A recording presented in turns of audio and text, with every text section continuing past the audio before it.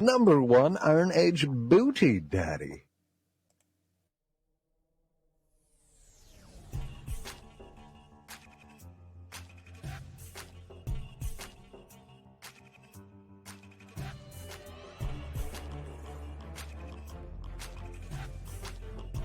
Look, we're making the new counterculture whether they want it or not. So who's going to run the non-woke answer to Newsarama or the non-autistic IGN?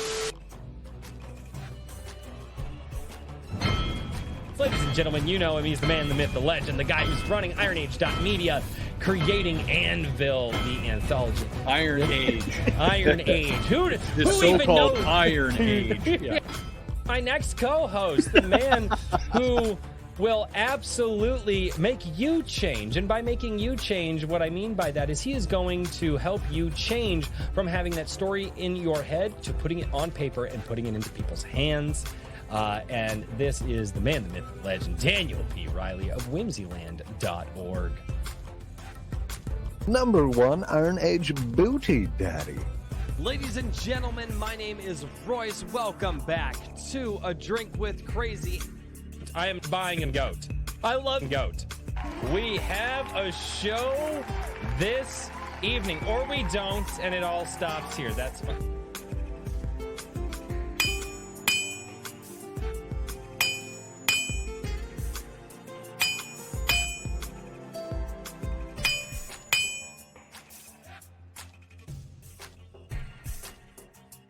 And so cometh the Iron Age of media.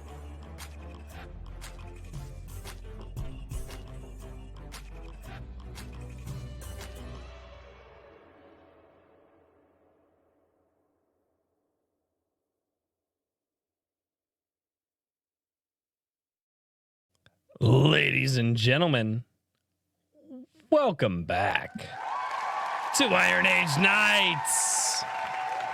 What's going on, everybody? That is a very fantastic intro done by Bat Sauce. He has been working to make an intro for Iron Age Nights, and I know that he would love to hear your feedback down below. That is like the 5th or 6th iteration of the intro. Getting better and better. It is. It's getting better and better. It absolutely is. And ladies and gentlemen, we have a very special show this evening. Our guest spoke out of turn.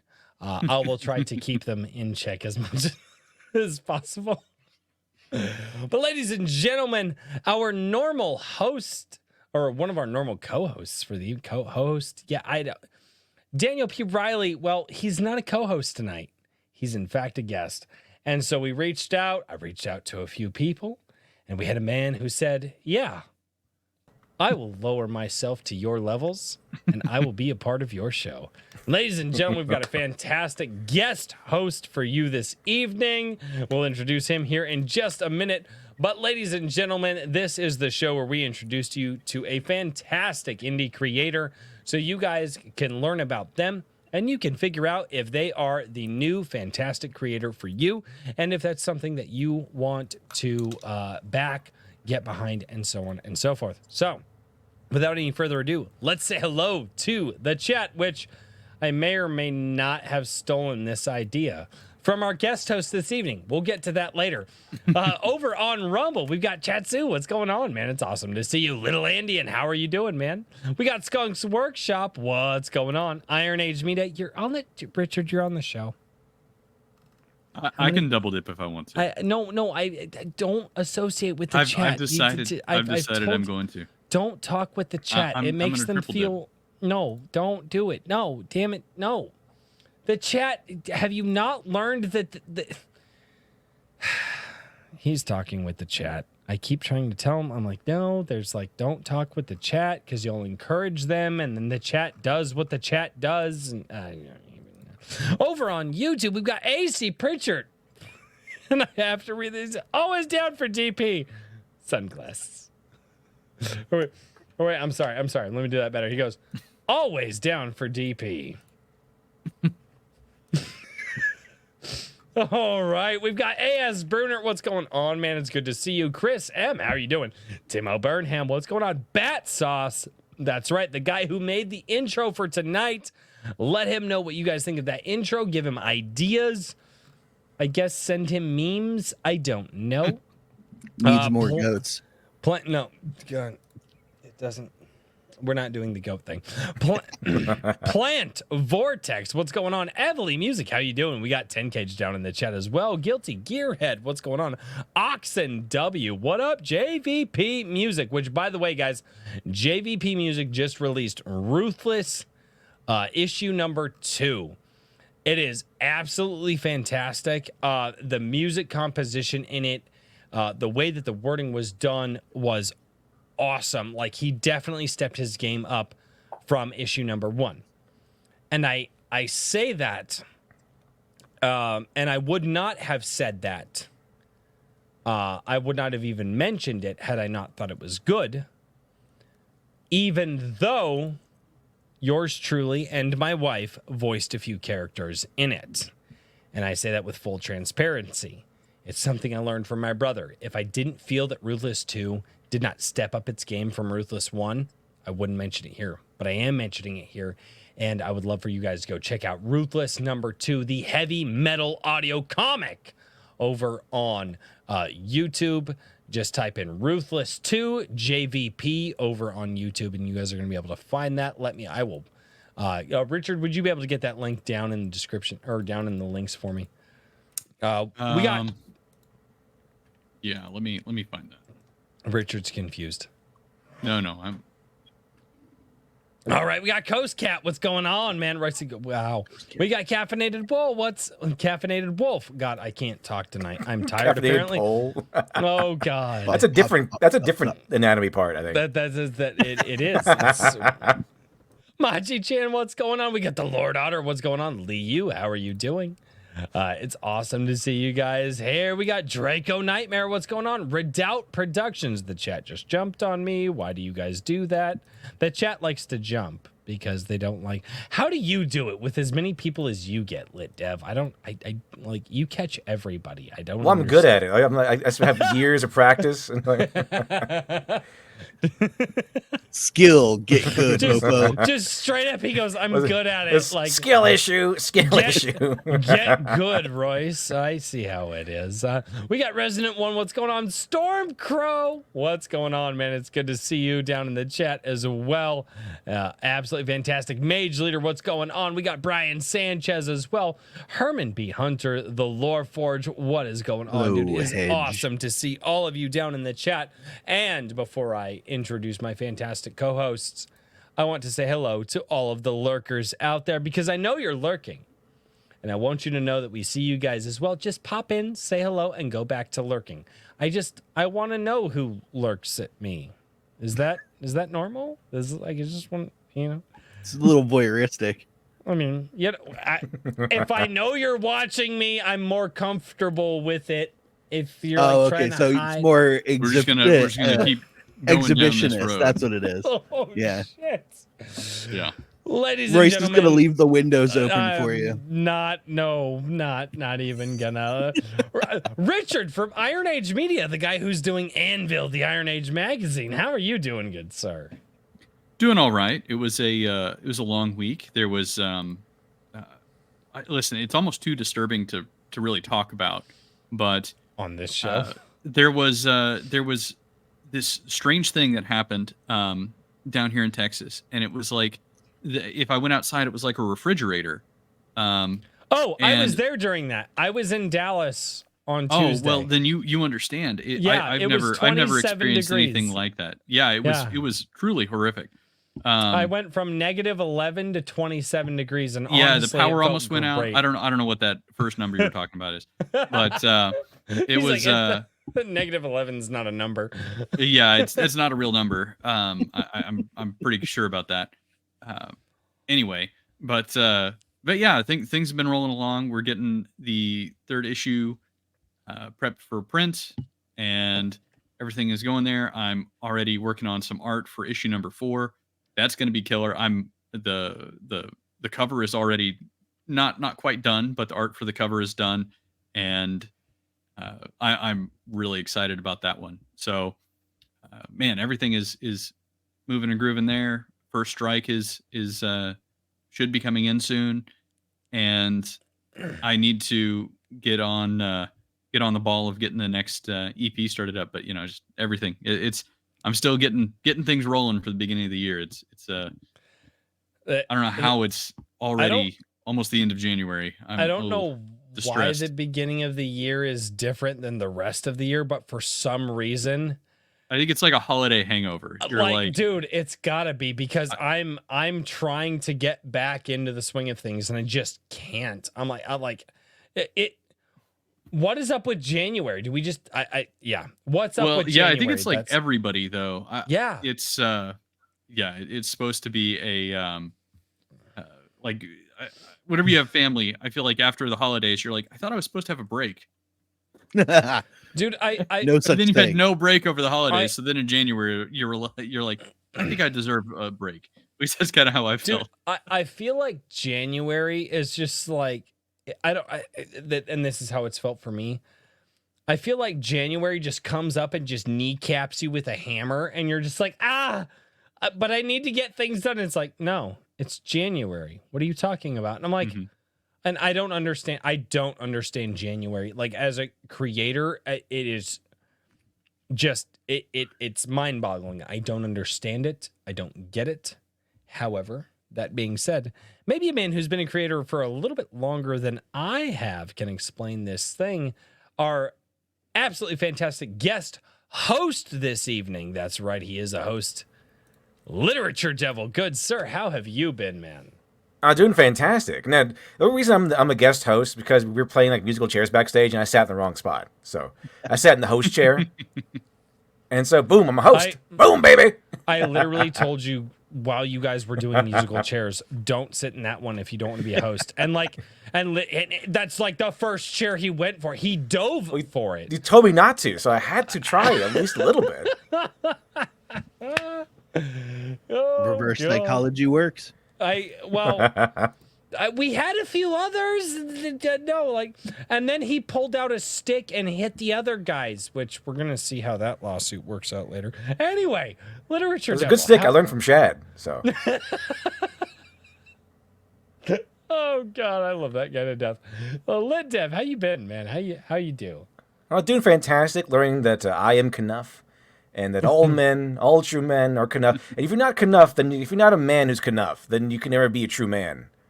I think the Godfather said that. I think something like that. And you can't argue with that. A man who's not Knuff can never be a true man. Wait, say that again. Say it again. A man who is not Knuff can never be a true man. Chat, I need you to clip that, and I need you to voice over the Godfather saying that. Just like voice over the Godfather saying that. That's awesome, man. Well, thank you so much for being here tonight, dude. I know it was a last minute thing because Richard, Daniel, and I are expert planners. And we were like, hey, should we get another host, or should it just be the three of us? And this was last night, and we were just like, oh. Well, guest host. I assumed I was going to interview myself. All right, and before so how are you doing, you handsome devil? Daniel? Oh, just fine. Thank you very much. Yeah. Right. There you go. And before we get to our fantastic guest this evening, which is wearing a Drink with Crazy shirt. I don't even have my wife has a Drink with Crazy shirt. I don't wear graphic tees. I'm odd. But Kikomon for $20 says, show me, show you. Kikomon. It says, woo, Big P. Stopping by for a few minutes. Gonna be on a business trip until February. Have a good one, you all. Stay sauced. Safe travels, Kikomon. Kikomon, safe travels to you, and you don't have to tell me to stay sauced. I appreciate the sentiment, though. And ladies and gentlemen, without any further ado, we are going to introduce a man who, if you are a frequent viewer of this live stream, you already know him very well. This is Mr. Daniel P. Riley, and he is releasing his first comic book based off of one of his novels. And I am absolutely excited to talk about this evening. I'm absolutely excited to have a guest host here to ask him questions that we may not think of, because we know Daniel.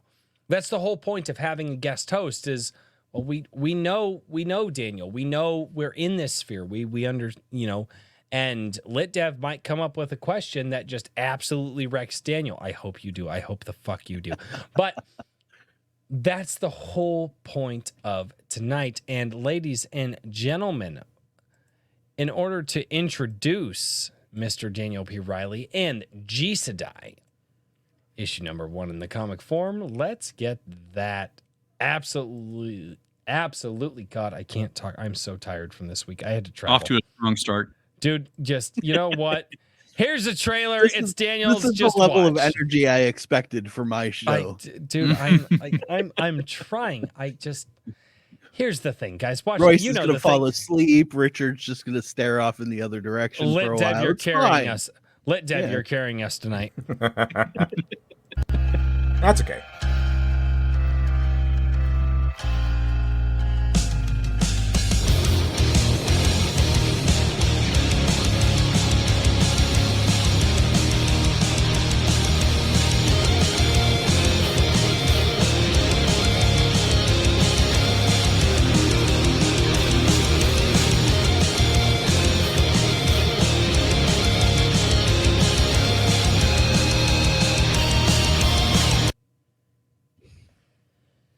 And that is the trailer for G Sedai. Oimae Shindaru. Yeah. Ladies and Indeed. gentlemen, Daniel P. Riley, good sir. How have you been this last week? Very good.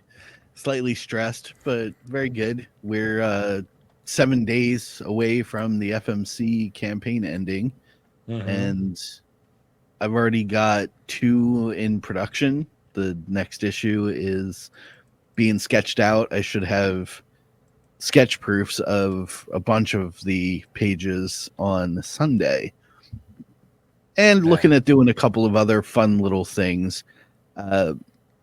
One of them is ridiculously cute and involves the FMC logo and the guinea pig, which we will talk about most likely at some point during the stream, because it's a member of the cast in the book and the comic. Wait, what? Yeah. That's awesome. So, all right. So, and I am working my way through G Sedai, and I'm not even through the first chapter yet, but it is right here. Yeah, you're not there yet. Nope. And there are reasons for that.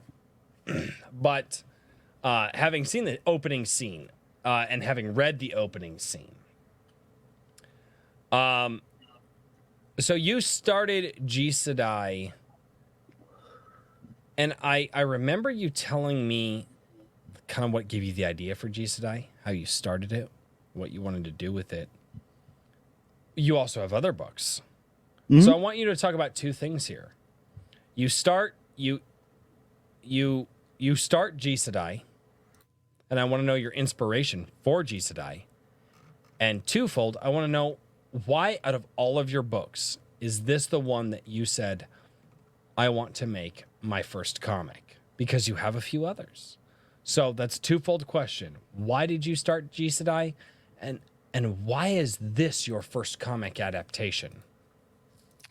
Well, I've spoken about this before a couple of times on various shows, and the G Sedai itself came from a music dream, basically a daydream. The original form of it was I was listening to a lot of interesting J-pop and visual key movement stuff from back in the early 2000s. And if you're not familiar with visual key music, it's like rock and orchestral. It's very evocative. There's a lot going on in the composition of it, but the music paints this crazy picture sometimes. And the first daydream I had about the concept, which was very rough back then, was listening to a song called Mind Forest by Kemwe Gact. And I started to see the first fight scene, basically. That is, you saw a little bit of in the expanded trailer that I have in the updates on FMC, if you've looked at it, which is versus a corporate assassin called Curio. I saw that in my head, and it was almost fully formed. I didn't have a full idea of what the hero character was like, but I knew what he looked like. I knew who he was fighting, and it was just awesome looking. So I started daydreaming about it more and more. And over time, the story eventually came to me. At first, it was just fights. It was literally going to be like a martial arts film, like a Shaw Brothers film, where the hero just mows his way through enemies, gets kicked down by the big dude, grows stronger, and comes back and wrecks him at the end. And then I was just going to call it done. But because of that song and what I envisioned, I started to think, what if we do it in a Kurosawa samurai film style, but set in the future? So there is epic duels, but there's also moments of character growth and development that happen in between that allow you to take this journey with this character who is sort of like a razor sharp potted plant for the first part of the story. He doesn't express. He doesn't really think beyond, my job is to kill that dude because the people who trained me told me to. He's an attack dog, just very highly skilled and well equipped. And that reminds me of one of my favorite Jet Li movies. Unleashed. Was Unleashed. Yeah. Yes. I was about to say, yeah. Yeah, no, I mean, okay, is that not your favorite Jet Li movie? Because my favorite Jet Li movie is Fearless. I really like Fearless. Oh, Fearless is good. Okay. Fearless is fantastic. But the attack dog notion is a really powerful thing, and that's a good that is a good character to take on an emotional journey. Is the attack Yeah, that's dog. what I was thinking. Somebody who is dehumanized, who is discovering humanity. Yep. And as somebody who, like I said, I'm not through the first chapter yet, and I won't be for at least another day or two. Reasons. But I'll try not to be too spoilery. But I mean, the novel is already out, so if you guys would love to go check out And the two. novel, yeah, 1 and 2 are out in novel form. So if you guys would like to go check those out, you guys can go head over to Amazon.com and pick up G Sedai 1 and 2. But the attack dog format is so interesting to me because it is the format that allows you to take somebody and let them discover their humanity. They're not just a dick or a bitchy person or whatever. They are detached from humanity. And through the story, they become attached and they learn about what humanity is. Mm-hmm. And having heard you talk about the story, and realize that's the angle that you're going from, is attaching someone to humanity. How exactly do you do that? How does anybody become something greater than they are? They need something to fight for. Well, but not just greater than they are. Not just greater. Greater is a very innocuous term. Sure. How does a machine become human? And how do you relate to that? Because, I mean, I've had this idea in my head for years. I talked about it. You can go way back on the channel and see my buddy and I talk about the idea between Master Chief and Cortana, and how one was a human without one was a body without a soul, and the other was a soul without a body. And we talked about that. How do you, and it kind of fits in here. How do you take a machine, somebody who that's what they do, and get them to be human? How like, is there any relation there between you and the character, or is this just a wild idea? Or did you have some point in your life where you felt machine-like and you had to reconnect with that humanity? Well, yeah. I think there was a period of time where life was so banal for me that I did feel like I was just going through the motions in order to continue moving. But as far as connection with that, I didn't intentionally do that. Like, Have you ever been a insert that- contract killer? Yeah. Like, Or are you I've calling on your thought experience? about it. It's like, you know how women have a Contract hoe killer. phase? Like every man has like a contract killer phase. Yes. Absolutely. But no, really the idea behind Gabriel blossomed through a lot of consideration of the story, the background, and what I wanted to ultimately work towards with the narrative, which was discovery of humanity. And I kind of wanted to boil down the idea that there is an inherent factory setting for people of general virtue. Like, everybody has some. Even the most deplorable people do have some virtues in there. And I wanted to tell a story about a character that didn't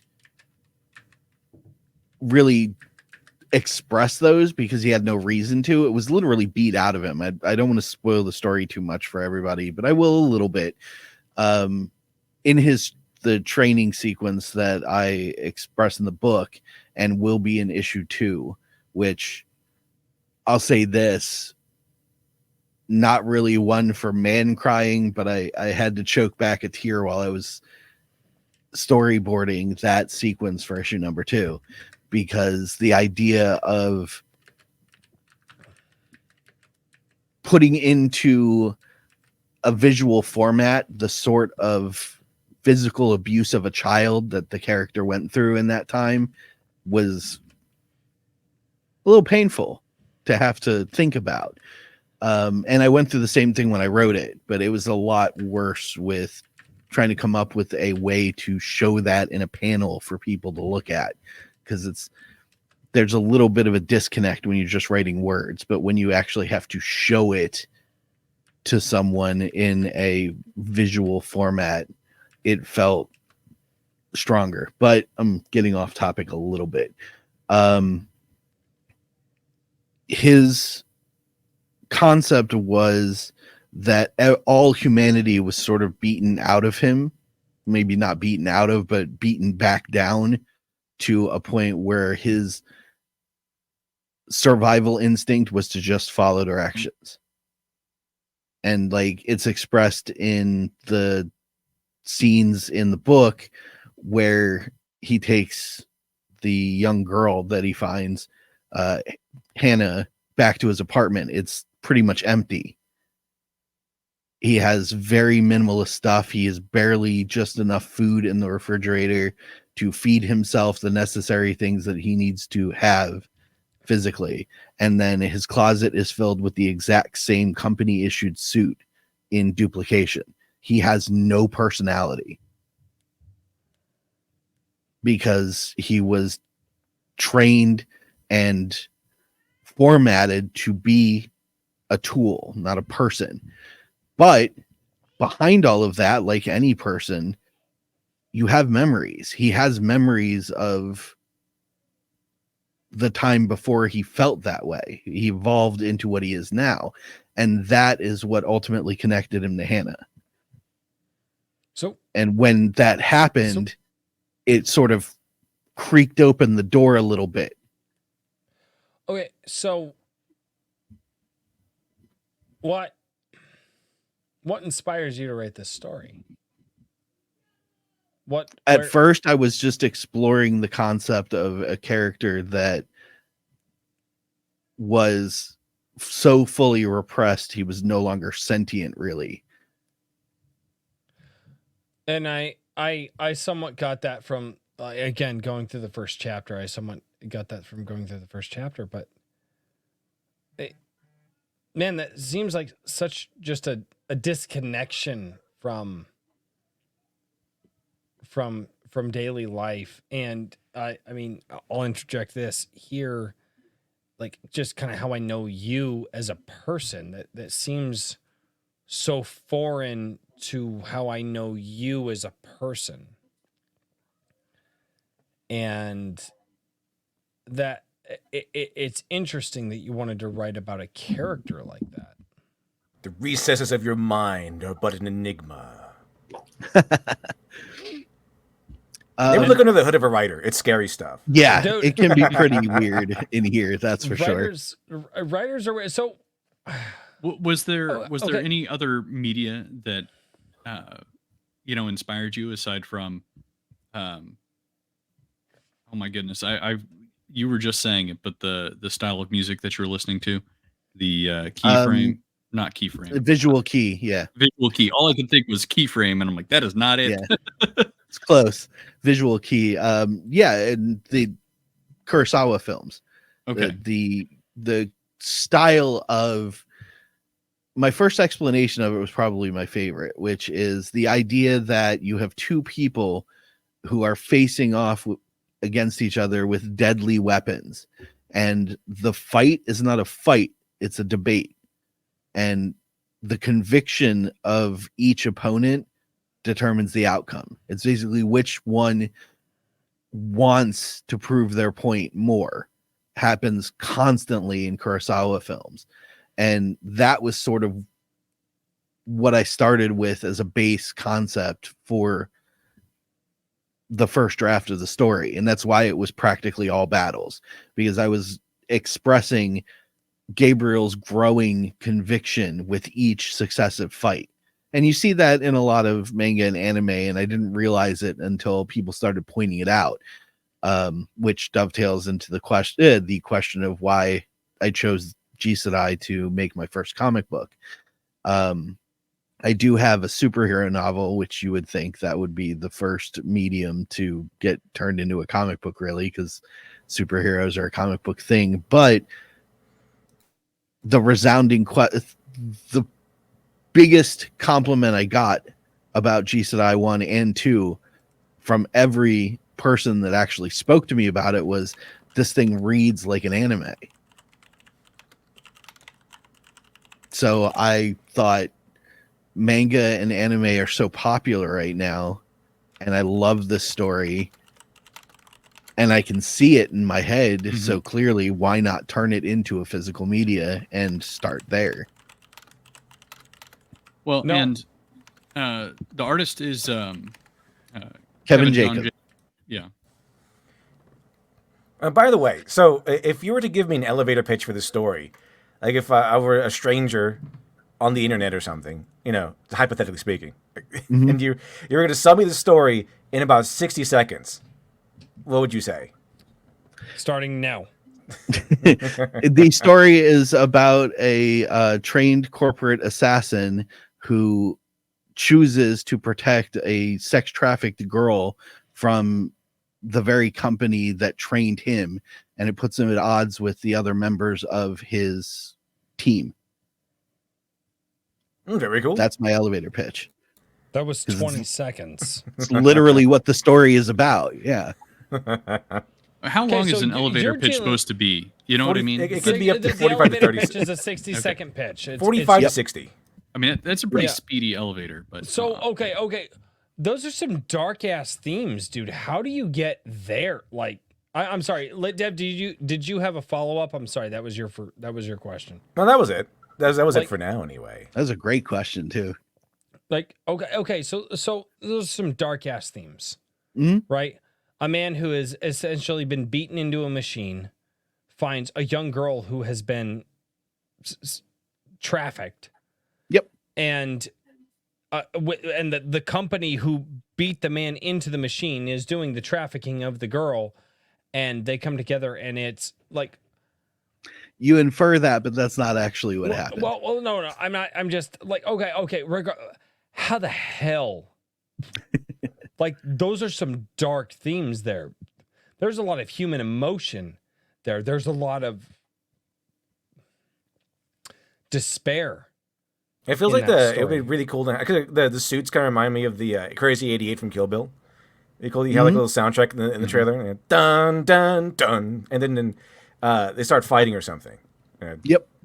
And in the book, there's an explanation for that. It's company issued. They are inlaid with all sorts of new age technology that essentially make them armor. It's like John Wick. They have their little armored suits. Yep, very much Yeah. so. Very similar, yeah. I do like me some Which John is Wick. funny because I hadn't actually watched John Wick while I was writing the book. And well, I mean, the idea of having some sort of thin layer of armor in suits, it's not necessarily John Wick. I mean, there's a few movies that have done that prior to John Wick. Yep. Hitman was one. Yeah, the bulletproof skin. That was a bulletproof skin. Oh, it was bulletproof skin in Hitman. That's It was still kind of the same, except he could be naked and still be bulletproof. What's the other movie that I'm thinking of where they had suits that had that small? It was older than John Wick. It was God, I can't remember. Yeah, I don't know. I'm drawing a blank on that. No, well, I'm sure it's been done. Everything's been done. Well, yeah, but okay. So the darker themes here, Mhm. because man, those are some darker themes. Yep. Trafficking, brainwashing. I mean, how, especially knowing you. Okay.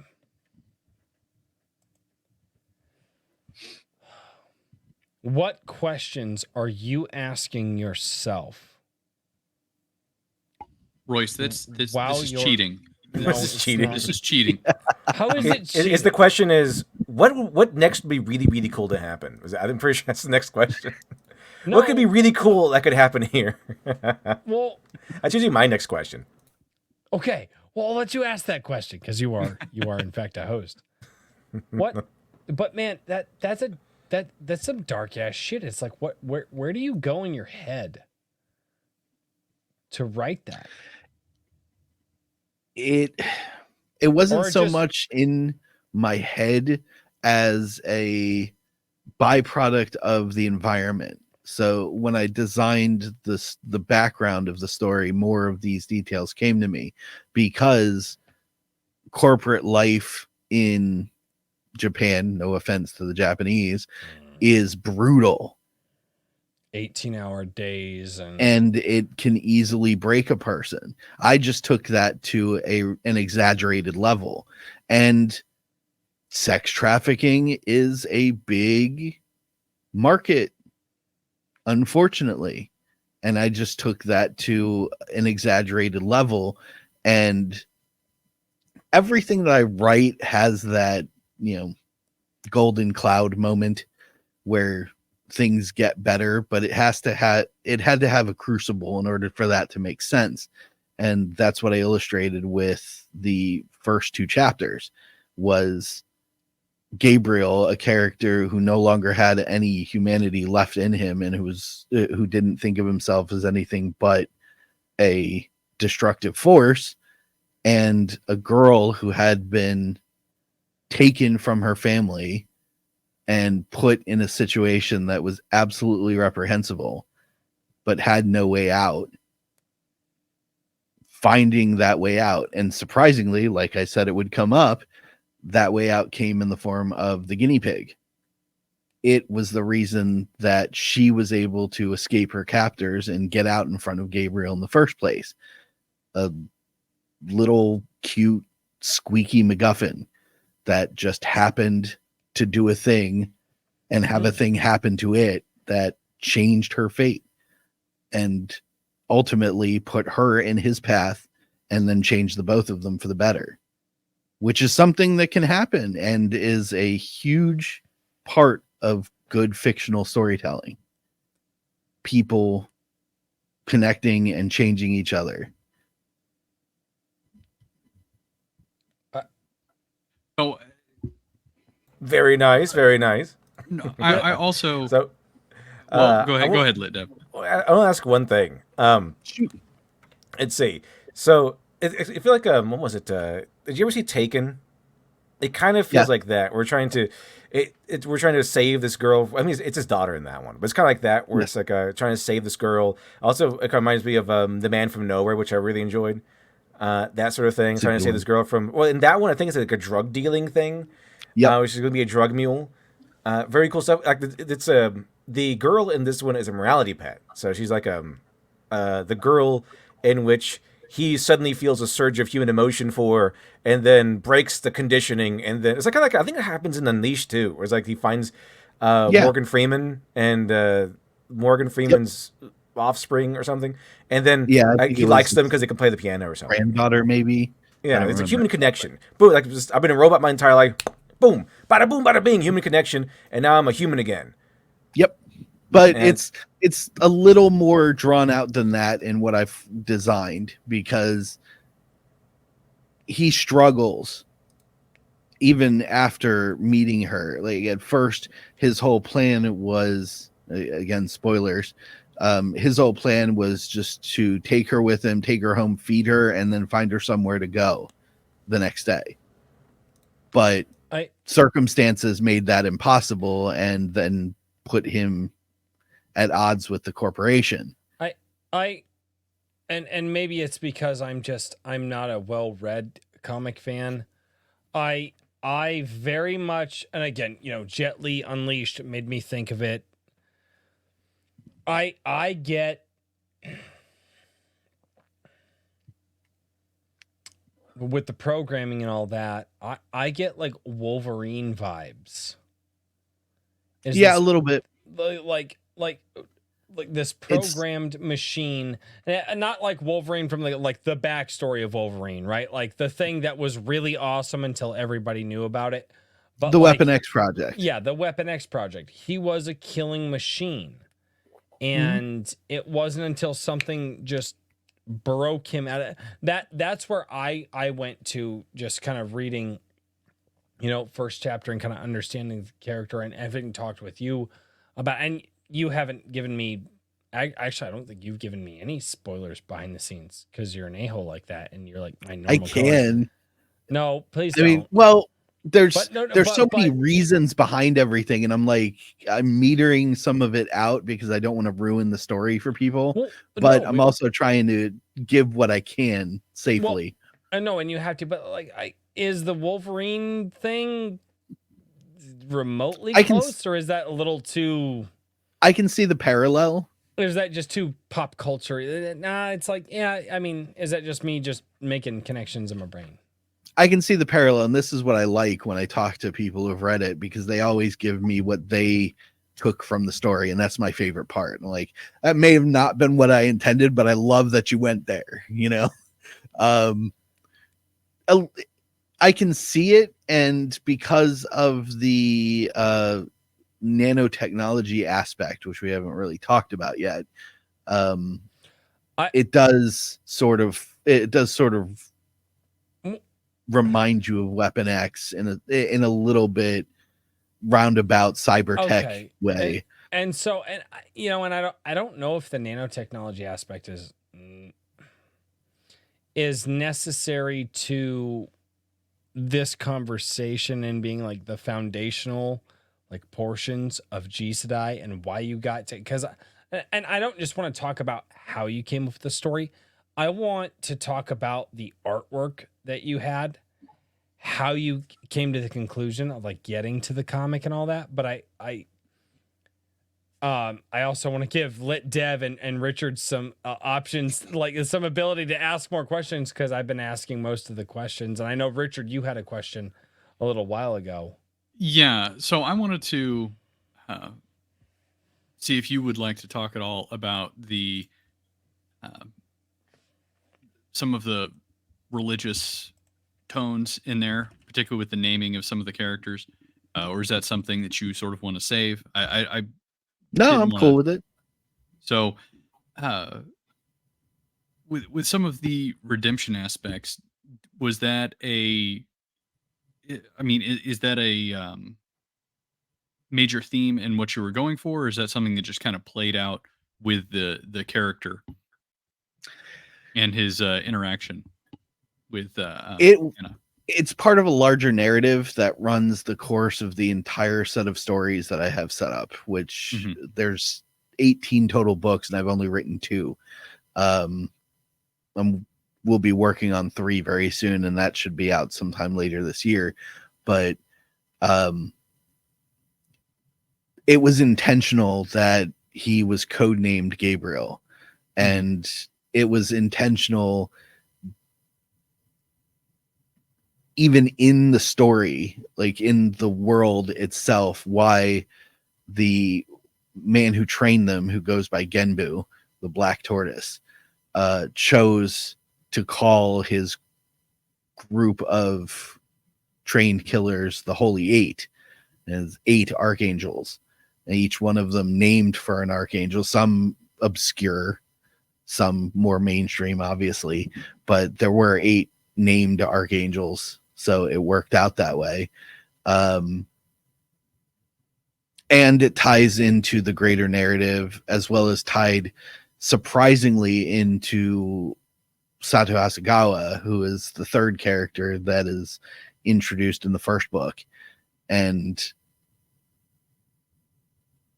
it's, without spoiling too much, it becomes a major character development point for Gabriel and Hasegawa as the story progresses. Awesome.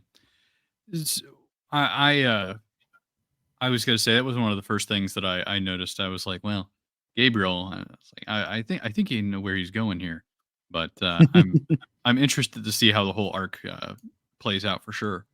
I play with the religious symbolism a lot, because one of the Holy Eight, who goes by Raphael, is the genius behind the cybertech and Gabriel's nanotechnology. Each of these assassins has been given a piece of cybernetic technology as basically a beta test in order to have an advantage over the other corporations and their assassins, but also to research and develop this technology so that the corporation can then sell it. So they're used as literal lab rats as well as weapons. And one of the things at the end of the book that I sort of tease of the greater narrative of the story is Raphael trying to access Gabriel's nanotechnology and finding that he can't. The program that he's using, he's called Morningstar, and the pathway to do so is also called Nephilim. And that was intentional on Raphael's part because he wanted to play on the archangel thing. He has sort of a morbid sense of humor. Yeah. So with the in terms of like world building and some of the broader stuff that I don't remember it getting discussed in the first 2 books and as much, the nanotechnology is still, I mean, this is still very much a corporate secret, correct? Yes, correct. Yeah. So it's not like a Neo Tokyo kind of setting. No, Cyberpunk? not like, yeah, it's very cyberpunk. I call it cyberpunk-ish because I feel like the it's writing, fairly lightweight on the cyber. yeah, the cyberpunk is sort of I mean, it's a dystopian. side It's like the detail. in-between phase of like what we have now and what most of us would consider cyberpunk. Is there Yeah, there a term for that phase in between those two? I don't think so, and that's why I call it cyberpunk-ish. You mean like low cyberpunk, like low fantasy, low cyberpunk, Yeah, low punk. something like that. And Right. Low punk. All right. low punk. I can just imagine the Are you guys down for low punk, or is that too? Low punk. Oh God. But there's virtual reality gaming has taken a huge leap. There's a expansive MMO that everybody is practically addicted to called New Game 3, and that's to show that the corporations got so lazy with their marketing because they had the market cornered, they didn't have to name the damn game. everybody just wanted it and slaved themselves to it. And I referenced that in the beginning of the first book with there are people who are literally homeless but still have their NG3 headset, and they just sort of lay around in the street like certain cities in the US attached to these things, completely ignoring their physical existence.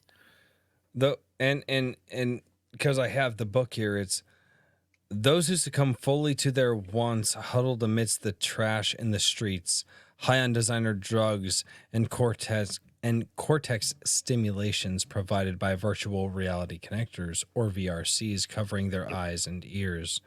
The virtual world of NG3 or New Game 3, the current platform peddled by New Active Corp, provided an unhealthy respite from the rigors of life. Yep. That is literally in the first page. Yeah. The idea behind it was that Tokyo had developed to a point where corrupt capitalism just went insane, and the corporations were the shadow government. Essentially, as long as they didn't upset the public trust, they could do whatever the hell they wanted, which was why they started training assassins.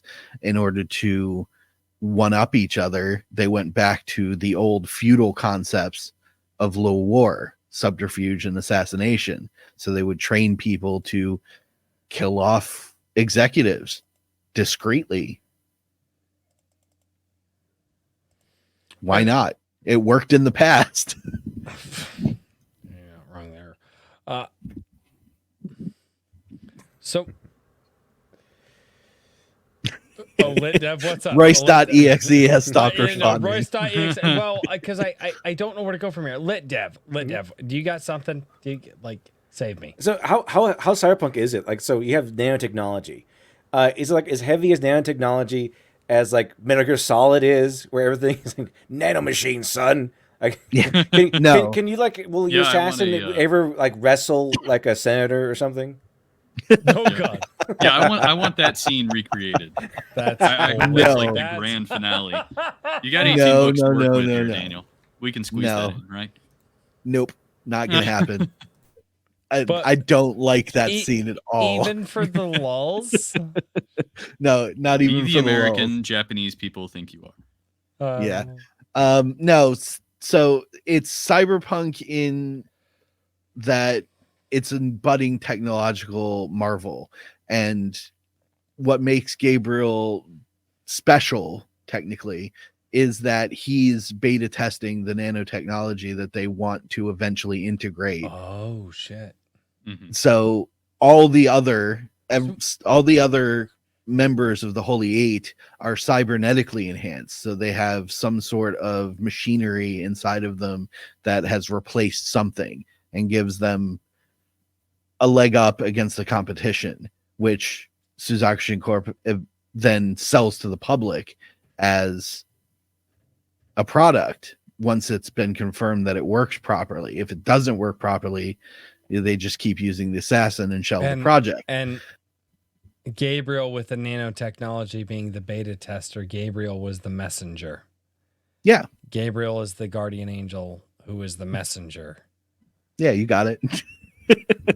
I'm sorry. Sorry if I gave too much away there for those who didn't get that, but okay, I need to finish reading these damn books.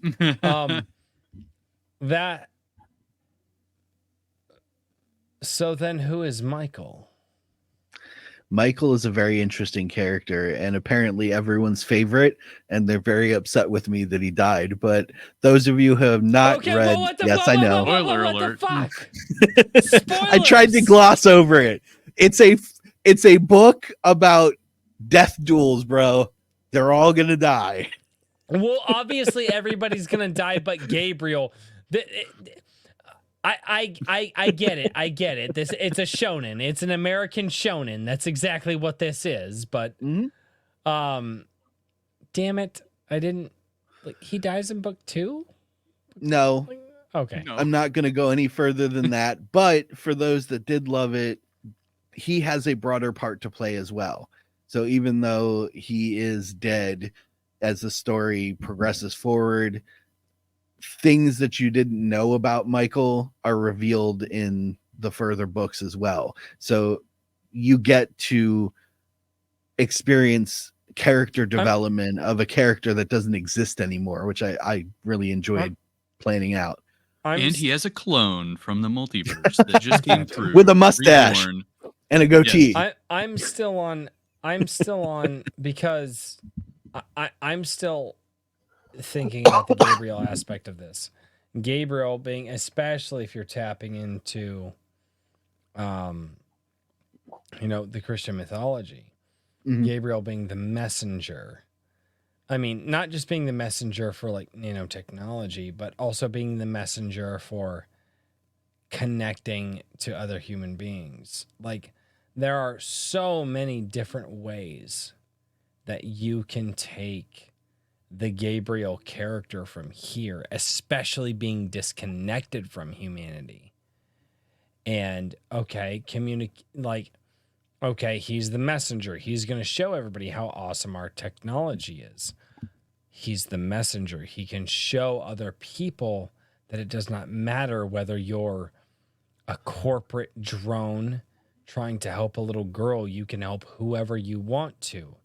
He's the messenger. He can show how you can be compassionate while also still being a warrior. I mean, there are so many different ways that you can take the messenger allegory and especially from Christianity and weave it through the story. And you save 18 books to do this. Yep. And that's really well, and I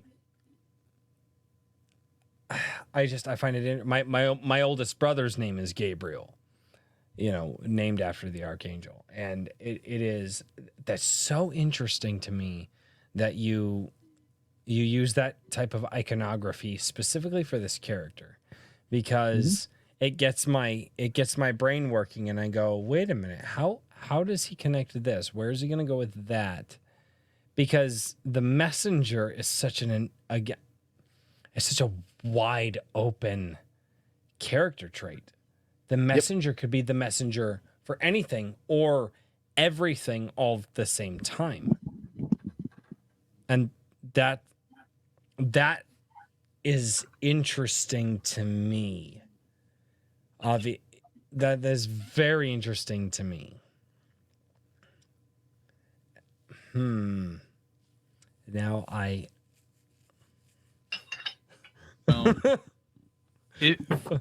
fuck you, caffeinated wolf. Fuck you, caffeinated wolf. What's his sword style? Like, does he have a school? Like a Rurouni Kenshin is Hiten Mitsurugi. Does he have a cool sword style that, or there's something you copied from real life? Like, I know there's a lot of creators out there who would not necessarily give their characters a style, but they would kind of mimic a character's style and aesthetic from some real life martial art. Yeah. So Genbu's training of Gabriel was super extensive, and because everything is sort of elevated in this new version of Tokyo in the future that I created for the story, I thought training would also be streamlined and highly efficient. So Gabriel is trained in I would say the adept level of basically every form of sword fighting, but that's as far as it goes. His preferred form is based off of the moral code of Bushido, and that was corrupted by Genbu into loyalty to the corporation as opposed to loyalty and honor to a daimyo or ruler of some kind. The corporation became that which tells you what to do. You die for the corporation. That was how he mentally manipulated Gabriel. It's in the book, and unfortunately, at this exact moment, the name of the school has blown out of my head, but I showcase that with specific references in each of the fight scenes that he's in. He'll use specific stances, and I'll give its name and then explain what it looks like. There will be some sort of indicator in each of the battles why he chose that stance and how it counters what he's expecting his opponent to do. Like, the only thing he does is fight. So that's all his mind focuses on, how to anticipate his opponent and how to murder them very quickly. As you saw in the trailer, he like rips through 3 people in the span of a couple of breaths. Eventually the name of it'll come to me, but it's in the book. And that came from you're forgetting your book. You're terrible. dude, I've written like, let's see, I wrote one in 2002 or 2022. Yeah, 2022. I wrote one in 2022. I wrote Legacy of Heroes shortly afterwards. And then I've been working on like almost 70 books for other people with my business. There's a lot of info in here. Dude, you have a lot of excuses, it sounds like. Oh my God. But so Literature Devil, so here is actually head's too full of stuff. Need a bigger head. Yeah, well, it's just God. No. Well, if we don't want to talk about word things, then we can always talk about, picture things. Which, picture things. This is for the comic. Pictures are good. Yes. Yeah. Picture things are good. Pictures are easy. So can you tell us a little bit about how you worked with Kevin to get this style developed, and especially maybe a little bit about the color pop version for people who don't already know about it? Yeah. Because everybody said this thing reads like an anime, I thought making it into a manga would be interesting. And Brian McCoppin, who had worked with Kevin on his Rise of the Paladins comic, suggested that I speak to Kevin about doing it, and he sent me a couple of sketches after I gave him some initial ideas on what I was looking for, and I just loved it. So I am not a visual guy. I can't draw for crap unless you want to see squiggly stick figures. So I would write out every detail I could think of and just go, panel 1, all of these things. This is what I want it to look like. This is what I want the character to do. This is the expression on their face. This is what's happening. Don't forget the rain, because it's raining, and I would do that for every panel, for every page that I could afford to pay him at a time, which was like 5 ago, because good artwork is not cheap. And he's incredibly affordable for the quality that he produces, which was another factor I wanted to work with him. And over time, we just got into such a rhythm that he was showing me sketches of what I came up with, and even going, I did this because it looks better. And I was like, it looks awesome. Thank you. That's really what you want. Yep. Well, yeah. Real quick, unfortunately, I don't know if Puji's variant cover is actually going to be available. They had a accident a couple of weeks back around Christmas, and were laid up in the hospital until recently. They're recovered and said that they're going to try and get the cover out to me by the end of the month, but I don't know that it's going to happen. So the few of you that did buy into that variant cover, I may have to reach out to you and say, pick a different cover, please. Is there any way that we can help them out? Did they need help with any medical bills or anything like that? Have they asked, or is this kind of on the DL? Or he hasn't asked for help, and I have offered, but he's turned me down so far. Initially, that was the reason I tapped him. I liked the style of art that he had shown on Twitter a couple of times, and or Twix as we call it. And then he had posted that bills were kind of tight and he was looking for more commissions. So I said, hey, I have a comic coming up. If you want to do a variant cover, I can, throw you some money for doing that and help. But then, he had an emergency and ended up in the hospital, poor guy. We do communicate pretty regularly, but like I said, I would rather him be healthy than give me a variant cover. Agreed. Do you happen to have his website and or a place to contact him available? All of our communications were over Twix. Okay. No, understandable. I get it. Like, I get it. That sucks, dude. And yep. But on a lighter note, the other 2 variant covers I got are freaking sweet. So, okay, I need to ask this question because this is something that. Richard asked about the color pop. Yeah. Well, we're going to get to that. I just didn't want to forget. So, this Jose Garcia, right? The variant cover from Jose Garcia. Is that this Jose Garcia? Should be, yeah. See that one. Which one is that? This is Crimson Wren from Clownfish TV. I remember him being pretty good. Yeah. Yeah. Jose Garcia is great. He did. Yeah. It's this Jose Garcia that did this book. Yeah. Like, that's there you go, guys. So the guy who has worked with Clownfish TV and I believe is also doing Crimson Wren Volume 2, which I have backed because I absolutely love the Crimson Wren book. I think it's utterly fantastic. Is also working with Daniel. I tapped him for a commission and he happened to have time, so. Well, you make it sound so simple, but I try. How did you come across Jose Garcia?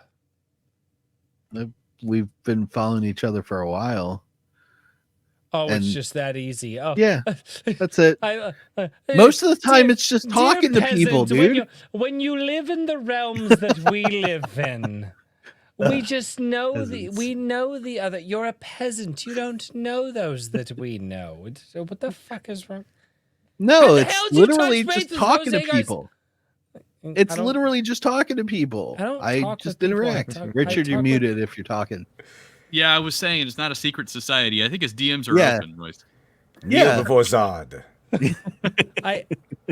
I talk with people, and I don't know how you guys touch base with the people that you do. Well, first you have to go to this island. Yeah. The fuck? No. First you gotta go to this island. It's very exclusive. Oh shit! Oh, okay. Oh no, we're not. And just so you know, I didn't kill myself if I disappear in the next couple of days. No. Yeah, I next reached out to couple of him. days, but if it's 2 weeks from now, we're good. This comic has evidence that may lead to the imprisonment of Hillary Clinton. Okay. That's the big Let's twist. discuss that concept for a minute. That's the ending there. What if somebody? That would be a hell of a movie. Mecca Hillary, the old South Park writes an episode? entire comic book, like however many issues, and stores them up in their house, and then weekly, like they'll put the comic book out somewhere and like just be like, hey, scan this to the internet and share it with the world, and then they just drop it off, but it becomes like this viral sensation. And in the comic books, this like 12-issue book, it leads to all of these dark secrets of like a politician. And the guy literally has to drop them off at like, could be different parts of the world, could be like, but all of a sudden it's like this, and they're like, oh my God, like and it causes the actual governmental agencies to look into it, and it's just like, who the hell is this guy dropping off these books? And it's comics, and he's just but that's how he gets the word out on the corrupt politician. Sounds like a lot of work for one of those like Reddit autistic dudes. No, it could be like that. Sounds like a really fun like thriller style. This Just sounds like good, this. but it should be a 4chan user with Pepe memes, and it should be set during the 2016 election. And Yeah. the twist at the end is that it's Seth Rich.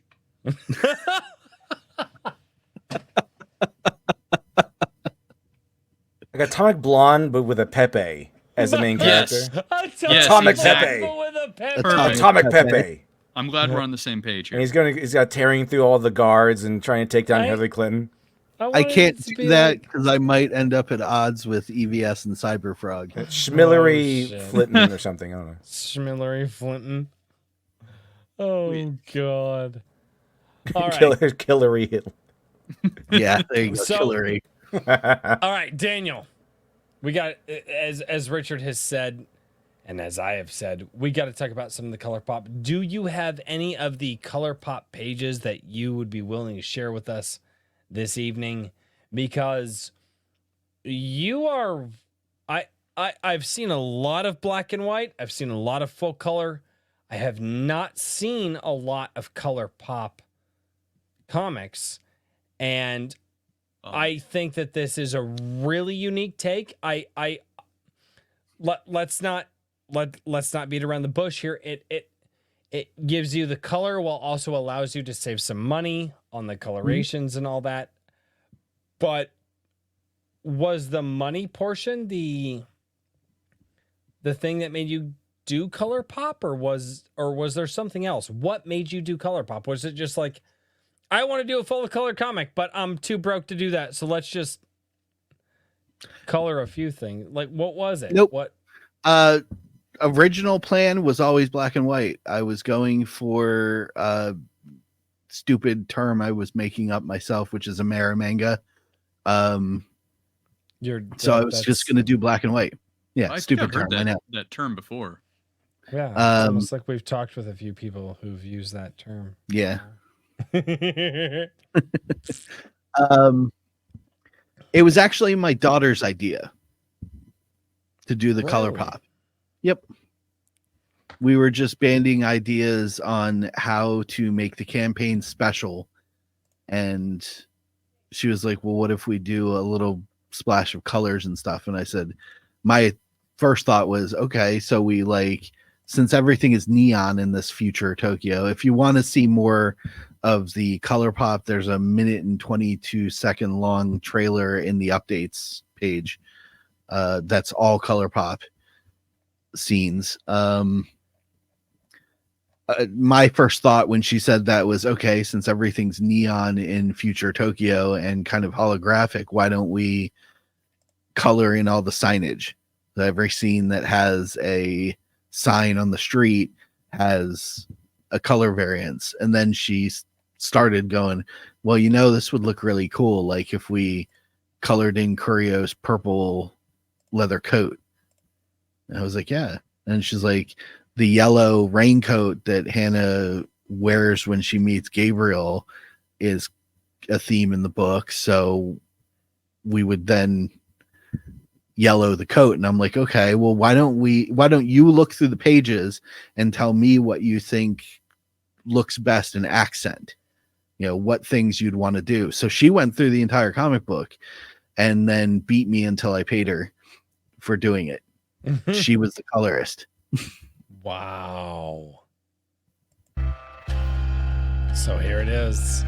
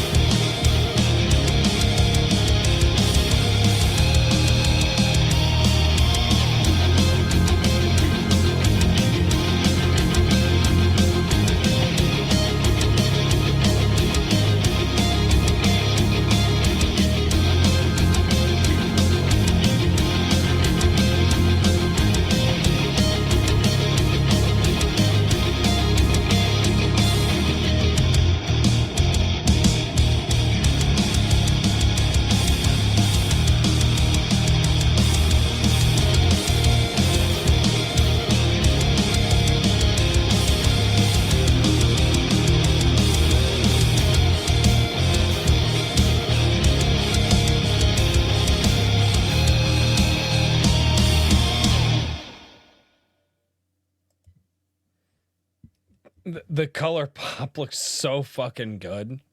Yep.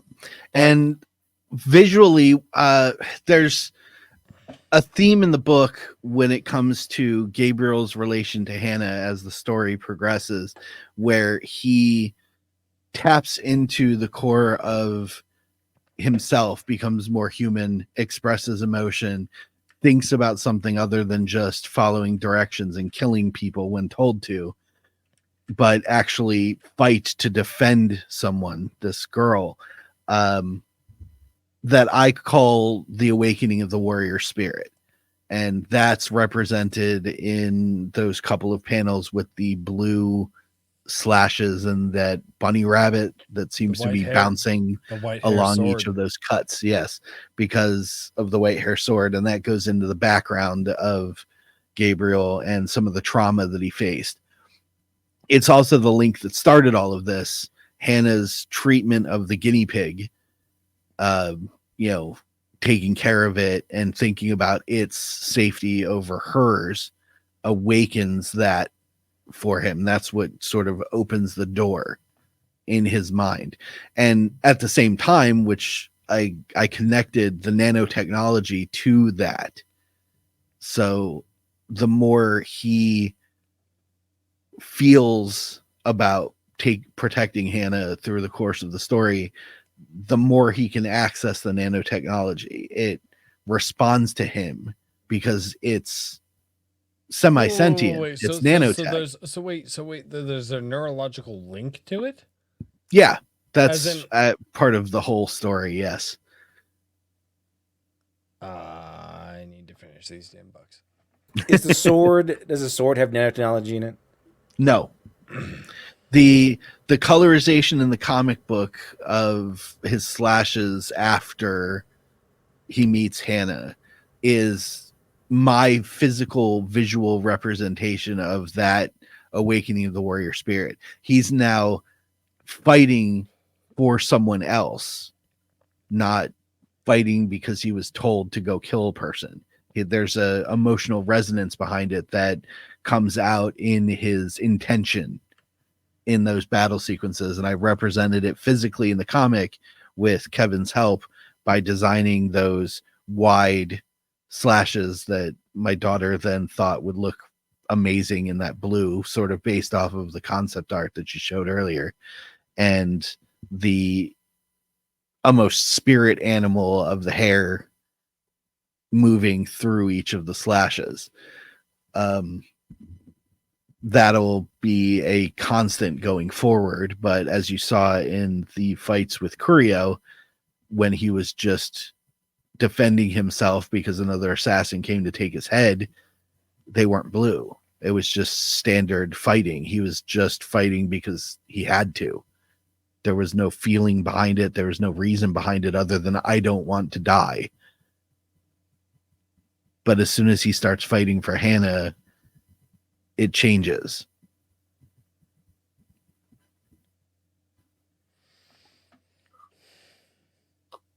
Now, okay, I've got two co-hosts. You ask questions. okay. I'm at a loss. I was gonna. Okay, I have something that I want to talk about here with the comic adaptation.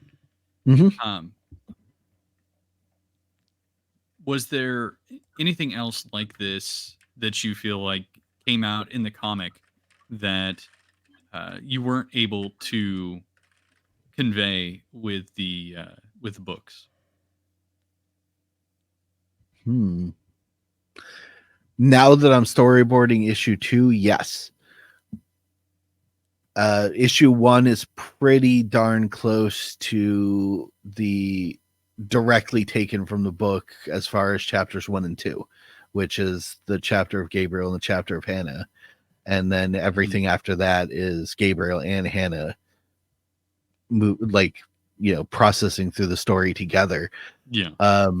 In the storyboard for issue 2, I had to rearrange a few things. And while I was rearranging them so that a comic book reader would sort of get it, as opposed to a book reader just having all the information there, turning it into a visual, I had to move some things around. And while I was doing so, I was like, oh, well, I got to give some sort of reference to this. So I'm going to need him to draw certain things in that I hadn't mentioned in the early parts of the book before.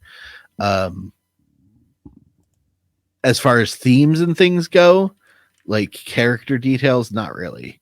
Most of it progresses pretty linear. The book progresses pretty linear, so it's easy to do.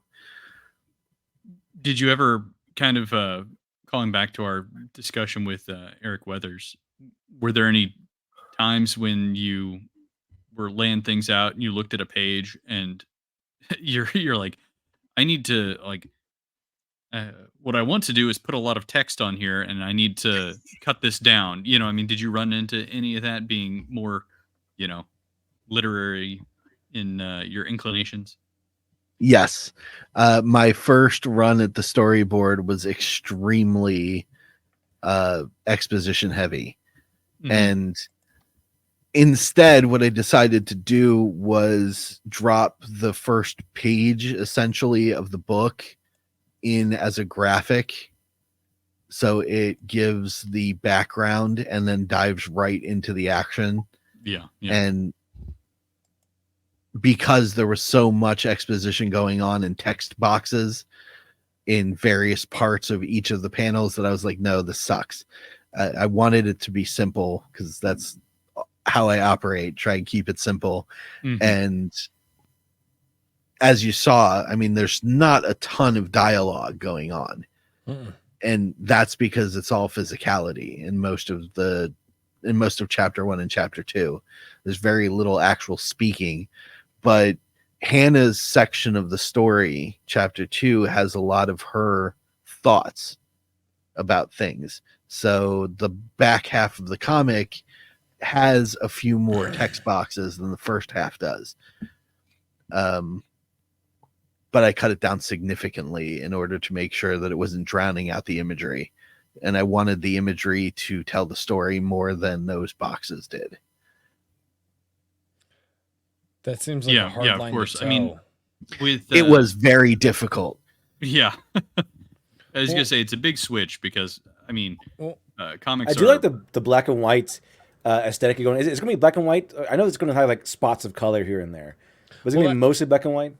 The color pop is special edition for backers only. The FMC campaign ends in 7 days, and once that's done, there will be no more color pop. The color pop stops, and it is just a black and white comic with a color cover. Very cool. I do like the black and white. Makes things easier to read.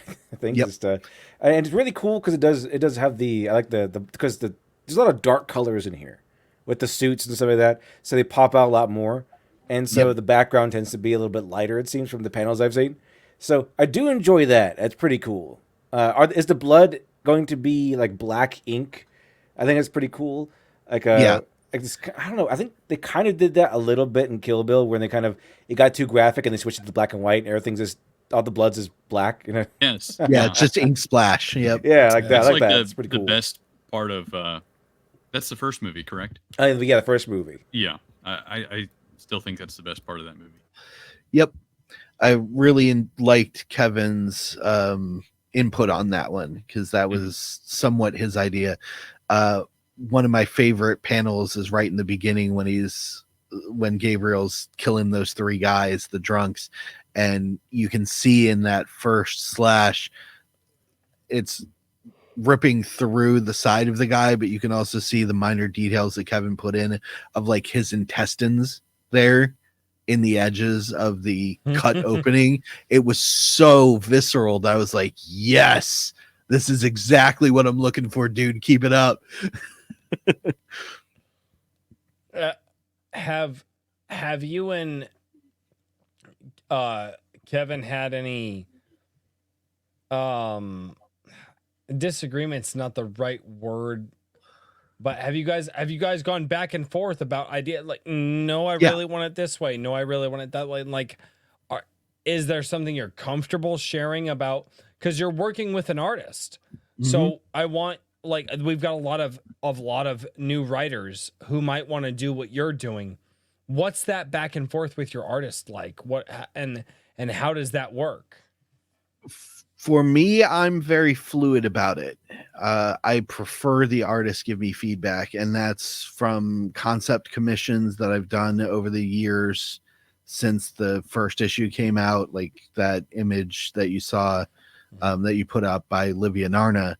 That was a commission concept piece. I asked her to visualize the slash and spirit of the white hair on the page for me so I could see it and see if it actually looked the way I wanted it to appear in my head. And so when I was having conversation with Kevin, we would go back and forth. I would say, no, I really want this panel to look this way. When he'd sent me the sketch concept panels, I really want this to look this way. I really want this to look this way. And he's pretty agreeable. He's like, yeah, you're paying me, so I'm going to do what you want. But every now and then he's said, well, this is essentially the best I can do with what you gave me. And I would say, okay, I'm not going to push you to try to go out your comfort zone and your ability. You've been steadily producing for me at this point. I prefer collaboration with people over a rigid, this is what I want, this is what it has to look like, and fuck you if you can't do it. Mindset that just doesn't work for me. I've tried that with Richard and Daniel, and they just don't listen. Yeah. We're like, yeah, we don't care. With the powers vested in me as a co-host, can I derail the situation? Yes. Is that power? That is a power you have, yes, and I welcome it. Let's go crazy. I wanted to bring in an idea I had for a new comic. I think you might enjoy. Check this out. Look, so this is an idea I had, inspiration for the new comic. I've since shared it. So the premise is, guy gets isekai'd, comes back as Hitler, and he has to win the war. And he wants to go back home. So I think this is pretty ballsy. You're going to go ahead and... Is this... there are problems with this, but it's still somehow less offensive to me. It has an absurdly long... So I've been reincarnated as a vending machine. You know what I mean? You're going to come in and... I saw that when you get reincarnated into the vending machine. I was reincarnated as Hitler, and all I want to do is go home. Please tell me that's the fucking title. And relax. No, you got to win the war. He has to win the war in order to go back home. The life and times of an Austrian painter. It's kind of... Oh my gosh. He's got him. No, come on. Notice me, Hitler senpai. No shit. Alternatively, it's there's a good alternative story I got inspired from Always Sunny in Philadelphia, where it's like Hitler comes back and it's the main character is like he finds a painting, Hitler comes back to life, and they solve crimes together. Didn't this? This was like, what was that one show? Dang it! It had the like animatron, like the very intentionally badly done German Shepherd, like stuffed German Shepherd that would do the Roman salute, and it had, man, it was a bizarre show, but it had Hitler come back as like a special investigator or something like that. I think I've seen the clip from that. It's like, yes, it's the one with the meme where the guy has the sensible chuckle. You guys are watching a lot of Hitler television was like, shows. Well, I grew up on the History Channel, so it's like that was like all the History Channel. History Channels, yeah, that is true. The History Channel growing up was the Hitler Channel. That's why it's called. It starts with an H. The Hitler yes, Channel. exactly. Yeah.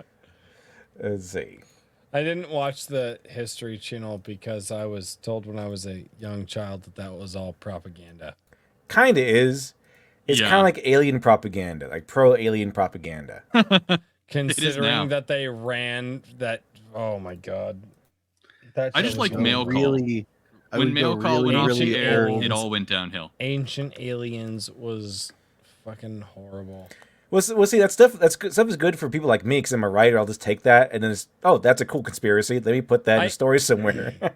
Can I put an idea out there for all of the writers that's been in my brain for a long time? Yeah, absolutely. Okay. Yes. I'll allow it. Okay. All right. So, goodness Lord, he wrote the Fingerprints of the Gods. He's been featured on Joe Rogan's show. Graham. Oh, good Lord. I cannot. But he. Why can I not remember his name at this present time? It's one of those moments. But anyway. But obviously he's been on the Joe Rogan show quite a few times. He wrote Fingerprints of the Gods. Graham Hancock, apparently. Graham Hancock, thank you. But Graham Hancock, actually listening to him gave me this idea, and it would be I just thought it would be a really cool movie idea. It'd be a trilogy or something of that nature. But and he obviously believes that in prehistory times, to what we would know as prehistory, so going back to the Ice Age and so on, that we actually had possibly a seafaring civilization, not technological civilization like what we have now, but you know, they built boats, they could go and they could sail, and there was a lot of, because if you especially look into a lot of the history of the world, there's a very good chance that we were very connected before the collapse of the Great Ice Walls. And my brain took that a step further, and it was like, what if we had a really awesome, like, advanced society prior to the collapse of the ice walls, and a catastrophic thing wiped us out, and there were only a few survivors of that world that had to go and teach the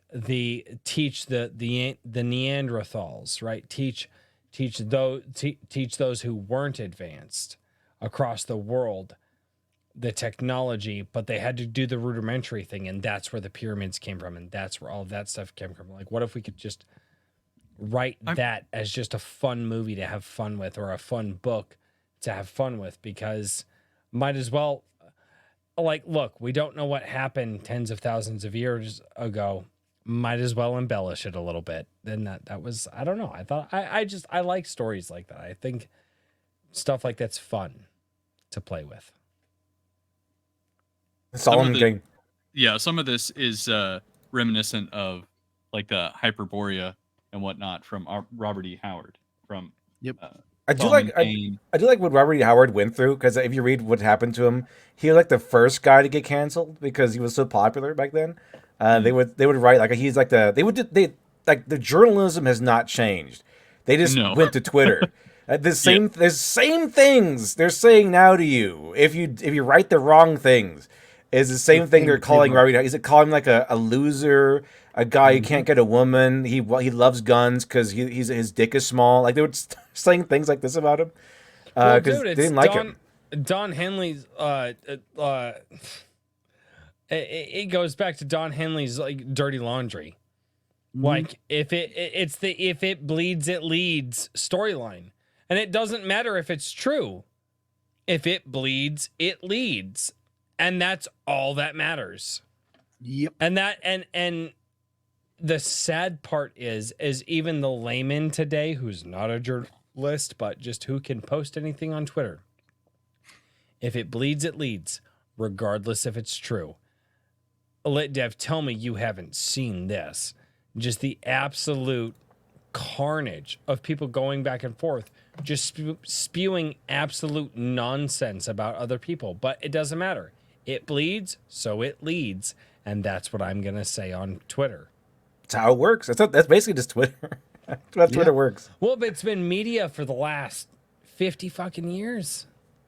Well, there's a reason. Well, I mean, it's always been that way. Term for it, Schadenfreude. Fortunately, the indie journalists and something like that, and creators and stuff like that, have been able to get larger voices, and the media is now a laughing stock. It's like just the mainstream media is now just they've tanked in trust. For a And second there, I people thought laugh you were at going them. to say, fortunately, indie creators have been able to avoid drama. And I was like, Oh, No, no. they have not. No, No they such have luck not. as That's that. a tale as old as time. A tale as old as time. oh, he's breaking into song. I mean, it was the story of the image, man. It's like this a whole war on its own. Yeah, it's not okay. So you got me derailed here, and now you're talking about an isekai where a dude goes back and becomes Hitler, and He has to win the supposedly- war to go home. Are you writing this? No, From what I saw, on apparently Twitch, it's a he was Korean. It's like a Korean light John novel. Mallon. I'm just. I sent it to John Malin though. I did send it to John Malin. Like, hey, I got an idea for you to go along with his Little Black Riding Hood kind of style Oh story. my god, dude! Little Black. I need to read Little Black Riding Hood. It's That dangerous. It sounds- got #1 on some sort of rating or something like that. It was like it's I don't know. That's highly recommended apparently. Interesting. That's interesting. So, I genuinely have no idea where to go with the rest of this conversation. Well, Do you guys I'm have going questions to- for Daniel? I'm going do to you scurry off here, but I want to. Scurry. Yes, I was going to say, but before I go, I will leave this final question for Daniel, which is, what is your favorite, what isekai story would you love to write and bring to comics? Would it be, what kind of kitchen appliance would they be reincarnated as, or maybe even I have no idea. Have you not seen this? Like, I'm sorry. Yeah, I've seen it. Not seen and It's truly horrifying. They're just like the bottom of the barrel. My God. yeah, It's like I American am- comics and homosexuality. I mean, they are just, they can't stop doing it, I guess. I hate isekai. I- And I had I'm the sorry to worst. say that. I hate it. The only isekai concept that I actually like currently is Donovan Walker Star Warden, which that's Draco Ooh. Nightmare in the chat. Just because it's like an isekai He-Man type of story. And that's the only reason I like it. Is every other isekai I've ever seen is just absolute dog shit. And that You wouldn't want to includes be like do an children. isekai where you come back as a witch's broom or something. No. I had the worst idea, and I think it's because I'm tired, and I may regret saying this on the channel. Oh dear. Something to do with Hitler. Let's No. hear it. You're gonna pull a Kanye No. West on. Oh no, it's way bad. It's very, He's very. got to put a mask We're- on It's very first. You gotta sensual. put your Kanye mask. West. Gotta get your Adults get mask who- on first. I got hit by a car and I was have reincarnated children as who Kanye can West. possibly hear Yeah. the sound of my voice. Send the children out of the room for the love of God. I do not know what the fuck happened to my brain here, but it's absolute guy humor. I'm not going to apologize for this. And it is, I got reincarnated into my girlfriend's dildo, but because I'm gone, she misses me too much to use it. What the fuck? That's probably a manga, actually. Already. I was gonna say that's. Most likely. I don't think that's technically a manga, but Maybe like a light novel or something. yeah, or whatever it Big is. X. That's I enough. am Yeah. way too This tired. is your to fault, pick- Richard.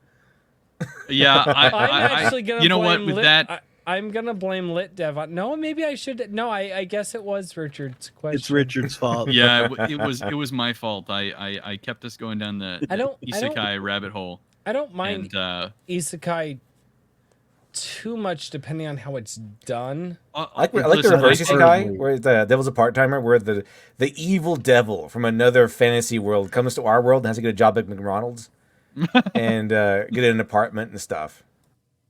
Okay, that's kind of funny. What's Yeah. the Absolute dog shit. what's the one that I was I only like let's see here, really out of isekai, I only really like Overlord, just because it's so on the nose, and I don't know. It's like the first one that I watched, and then obviously I got to give it up for Chronicles of Narnia, and then John Carter. So those are my three favorite isekai. I'm just doing that to upset Daniel. And with that note, Yeah, I will say hate good night that to you're everybody. lumping I gotta get out of here. Chronicles of Narnia No. and John Carter in his isekai. I'm gonna let you How two. dare Wizard of you. Oz, Alice in I'm just Wonderland. wanting to throw some gasoline on things before I head out here. Oh yes, Escaflowne, also high quality stuff. My wife would want that shouted out. Okay, but that is I'll at give you least you know Dante's Inferno, best isekai. Yeah, there you go. Yes, you're right. Classic isekai. Classic isekai. Not Yes, isekai. there you go. That one actually. Royce is a bigger isekai fan than he realized. Wait. Now that's an interesting conversation to have, because Dante's Inferno predates Not isekai. the isekai notion, and it wasn't. Yeah, that's but If I had pearls, it I'd was- clutch them. Damn you. Yeah, but I mean, originally it was Christmas written Carol, in Japan. the best It was isekai. created by the West. Anyway, on that note, everybody have a good night. AnimalMagazine.com, IronAge.media. drop those links. No. No, You guys have a good night. He's like, I'm leaving. Okay, I'm out. Good night, Richard. so, okay, Lit Dev, did you? And I don't expect you to remember. Did you literally throw out Dante's Inferno just because you knew that I had this? Yeah. Oh, I did like a limited, like it was a very rare edition of It's Dante's Richard Inferno. Frank. Yeah, it's 1880. It's 143 years old. it's pretty good. It's very old isekai. I know. One of the original isekai, I think. But what it? Okay, so I'm pretty that's sure hell counts as another world. well, it is, but what constitutes an isekai? Is it Going to just, another world. Yeah, is that literally the defined only as premise? It's going just to another world. so yes. anybody Literally it, yeah. who crosses over into another plane of an. But in Dante's Inferno, if you read it, it was and you obviously there was the leopard, and a few other characters in the beginning that kept him from ascending the hill, and so it was he had to figure out, and essentially it was an allegory for working through your own sin, and it was Virgil who guided him through hell in order to work around his own sin. Typically, and I guess most modern isekais are very, I guess, would be reductive in this standpoint, where it's just, well, we're just gonna plop a guy in a thing and let him go. Yeah. But whereas especially back when Dante's Inferno was written, he was talking about different planes of existence, whereas all of this is in this existence, but there are different planes, because that's why you have the Inferno, the Purgatorium, and the Paradiso. The Purgatorio and the Paradiso. And I have not actually read Purgatorium and Paradiso. I've read the Inferno. It's my favorite book of all time. They're all right. Like they're fine. That's why like everyone knows the Inferno, because it's like the best one. Oh, did you ever hear the canon theory that hell is actually the Greek mythology's underworld, and it became hell once God came down, kicked all the gods out, and was like, "This is mine now." Because Minos, King Minos he was so good at his job, he remained employed even after the new management took over. Interesting. No, I've not heard that. So for me, the reason that the Inferno is as good to me is I remember, so I was raised traditional Catholic, and for those who don't know, that means I went to a Latin mass. I actually was an altar boy. I could actually speak Latin when I practiced it. My Latin is very out of date now. I remember very few prayers. Latin is out of date, period. Well, it's a dead language, but what I mean by Latin is Only mostly dead. I said my Latin is out of Mostly date. dead. I remember the Gloria for the most part. I love a good which would be BMT where the mutton is nice and lean. Right. Sorry. It'd be like I remember very few prayers from then. Like the Gloria, Gloria in excelsis Deo in terra pax omnibus bona voluntatis, laudamus Dei, benedicimus Dei, adoramus Dei, glorificamus Dei, gratias agimus Now you're tibi just prosper- showing off. Again, I remember very little of my Latin, and that's for some reason I remember the Gloria to this day. But which is glory to God on the highest. But anyway, what drew me in? So there was this Father Dupré was his name. He was a priest from France who was a traditional Latin priest, and I remember talking with him, and I was like, Father, when I read the Bible, I don't get anything out of it. Like I've tried, everybody's like, oh, you got to read the Bible to be a good Christian, and I'm like, I read it, and I'm like, that's cool. But when I read something like Dante's Inferno, but it speaks to me. And Father Dupré looks at me and he goes, then don't read the Bible. That's not how God wants to speak to you. And if you get something out of Dante's Inferno, then read Dante's Inferno. Because that's how God's choosing to speak with you. And I went, oh. Because I felt bad that this book that's never been recognized by the church was speaking to me deeply. And I was young. I was like 14. And the Bible, you open it, and the Bible's supposed to speak to everybody. You open up the Bible and light shines, and immediately everybody's a convert. And I heard all the stories about people opening the Bible in that special passage, and I've read the passages and nothing. But this book that has never been recognized by the church, I open it up and I hear the struggle of somebody going through a sinful life and then also seeing the horrible sin that other people went through. And that book spoke to me, and I talked with a priest, and he's like, if the Bible doesn't speak to you, don't read it. He's like, God is speaking to you in a different way. And that may be a good reason as to why Dante's Inferno is one of my favorite books to this day. I had a 1933 edition prior to this. It's at my parents'. It's actually completely unbound now, sadly. I stored it as best I could, and I apparently did not store it well enough, but it is completely unbound now. But yeah, no, it's a powerful book for me. It really, really is. Dante's Inferno, for those who have not read it, go try to find the oldest translations that you can. It's a powerful book. It is.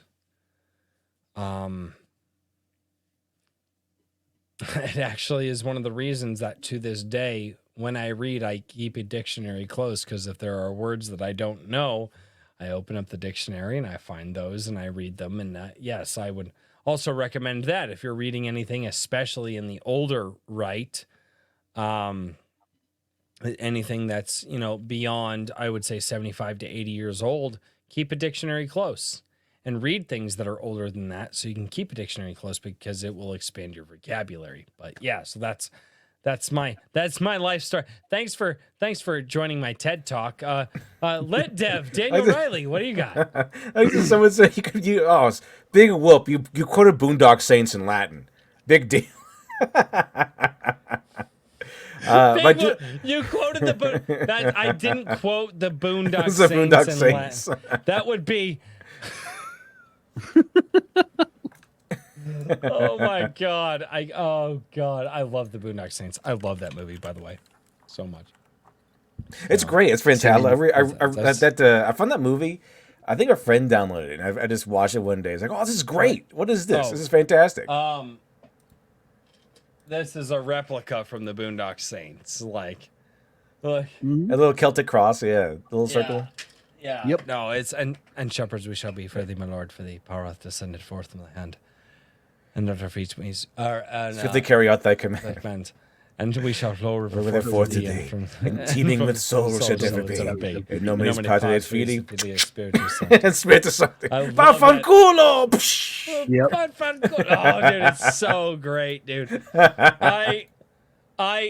I've heard threats, and I call them threats that they're gonna do a third one. I'm like, stop, please, not today. I can't wait for the third one. I mean, imagine like the No. brothers come out and their walkers and their wheelchairs, and they're just like, Oh my "Are god! you ready for this, my good brother?"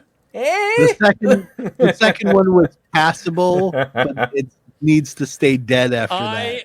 Now hold on. Sacco mad. No, I really like the scene where it's like Daddy's working. You know, where like to do the little Russian roulette thing. That part was awesome. That was well. Everything that had to do with the father and his backstory was incredible. But there was a lot of other garbage in that movie that didn't need to be there. If it were, and then maybe it's the way that they tied it in, and they were trying to like make up for the Rocco character. In yeah. too. Well, the Bronco They were speech was very pretty much. cool. It was just, However, this came out of nowhere. I did like the part where I didn't sequence? like Yeah, the the Rocco I dream didn't like the sequence. Rocco dream sequence. I didn't like that. I thought it was fun. Yeah. It was dumb. It didn't have to have that in there. But it was like it was nice to see him. Although I would just say that I mean Heaven's pretty good. He's eating pretty well in heaven. He gained like 100 pounds. Right. Well, here's the thing. 2 has so many more quotable lines than 1. That's for and, sure. And that's why like 2, there's so many quotable lines in 2. And I'm just like Serendipitous. right, serendipitous. It's like right. Serendipitous is He one. smacks his teeth out with a salami. I know. Dude. Well, there's that and he goes, "Hey, I don't like words with spick right in the middle of them." That was a good one. I like that one. That was fantastic. Line. That was a great line. I like Romeo. Romeo was fantastic. It's like, oh, look, representation. Romeo's crying. Romeo's crying. I actually have that clip on my show. Shut up. Romeo's crying. Dude, it's so good. 2 has so many quotable lines. I like the part where like he's like they find the drugs and he's like, yeah, it's heroin. He's like, how the fuck you know? Fuck you, I know shit. Fuck you, I know shit. Dude, exactly. It's like, hey. He's like, tell me this make me look gay. I look at seen him up close, yeah. Yeah, you could have seen him up close. Dude, I quote on my show all the time, anytime like somebody says something like a little bit, I'm like, stay gold, pony boy, stay gold, when he's sitting there tattooing his brother. With Tabasco sauce. What kind of fucked up race would you invent that shit? What kind of fucked up race would even invent that shit? Dude, 2 has so many quotable lines. The most obvious one skipped over. Yeah, but Gay surfer boy? yeah. No, ding dong. Oh yeah, ding dong. Ding That was a shirt. dong. That was a shirt. And the boys Ding look at dong. him and they're like, I need to fucking get A. if we get like surprise guests on the show one day, I need to get that ding dong, motherfucking ding dong, and then just we like welcome the guests like the way that you do with your show, Lit Dip. I like the part where like he captures the guy. And he's like, okay, I need a catchphrase. Oh shit, that was that was That was the prelude to the ding dong quote. No, the actor that was fuck, he was in Men in Black. God, I can't remember his name. But they got him in there specifically for that reason. He was in Men in Black 2. God, what was his name? Anyway, no, it's absolutely hilarious. I love that. But he's like, hey, I need you. I need you to help me come up with a catchphrase. Too fucking sweet. Toot fucking sweet. Dude, it is so good. But I will say this. So Boondock Saints 2 gets really good, especially at the end, because it's dealing with the father and his history. And I feel like had they tapped into that more and not trying to recreate the first one so much, because it feels like Boondock Saints feels like two different. The second one feels like two different movies, Yeah.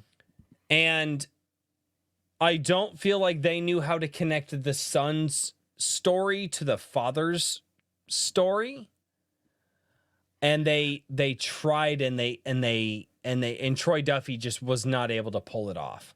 Part of the problem, I think, was that the establishment in the first book was that the legacy was passed on from the father to the sons, in that in the prison scene, they have the calling moment where the rain falls through the cracks of the building and, is blessing them essentially. And they have that vision.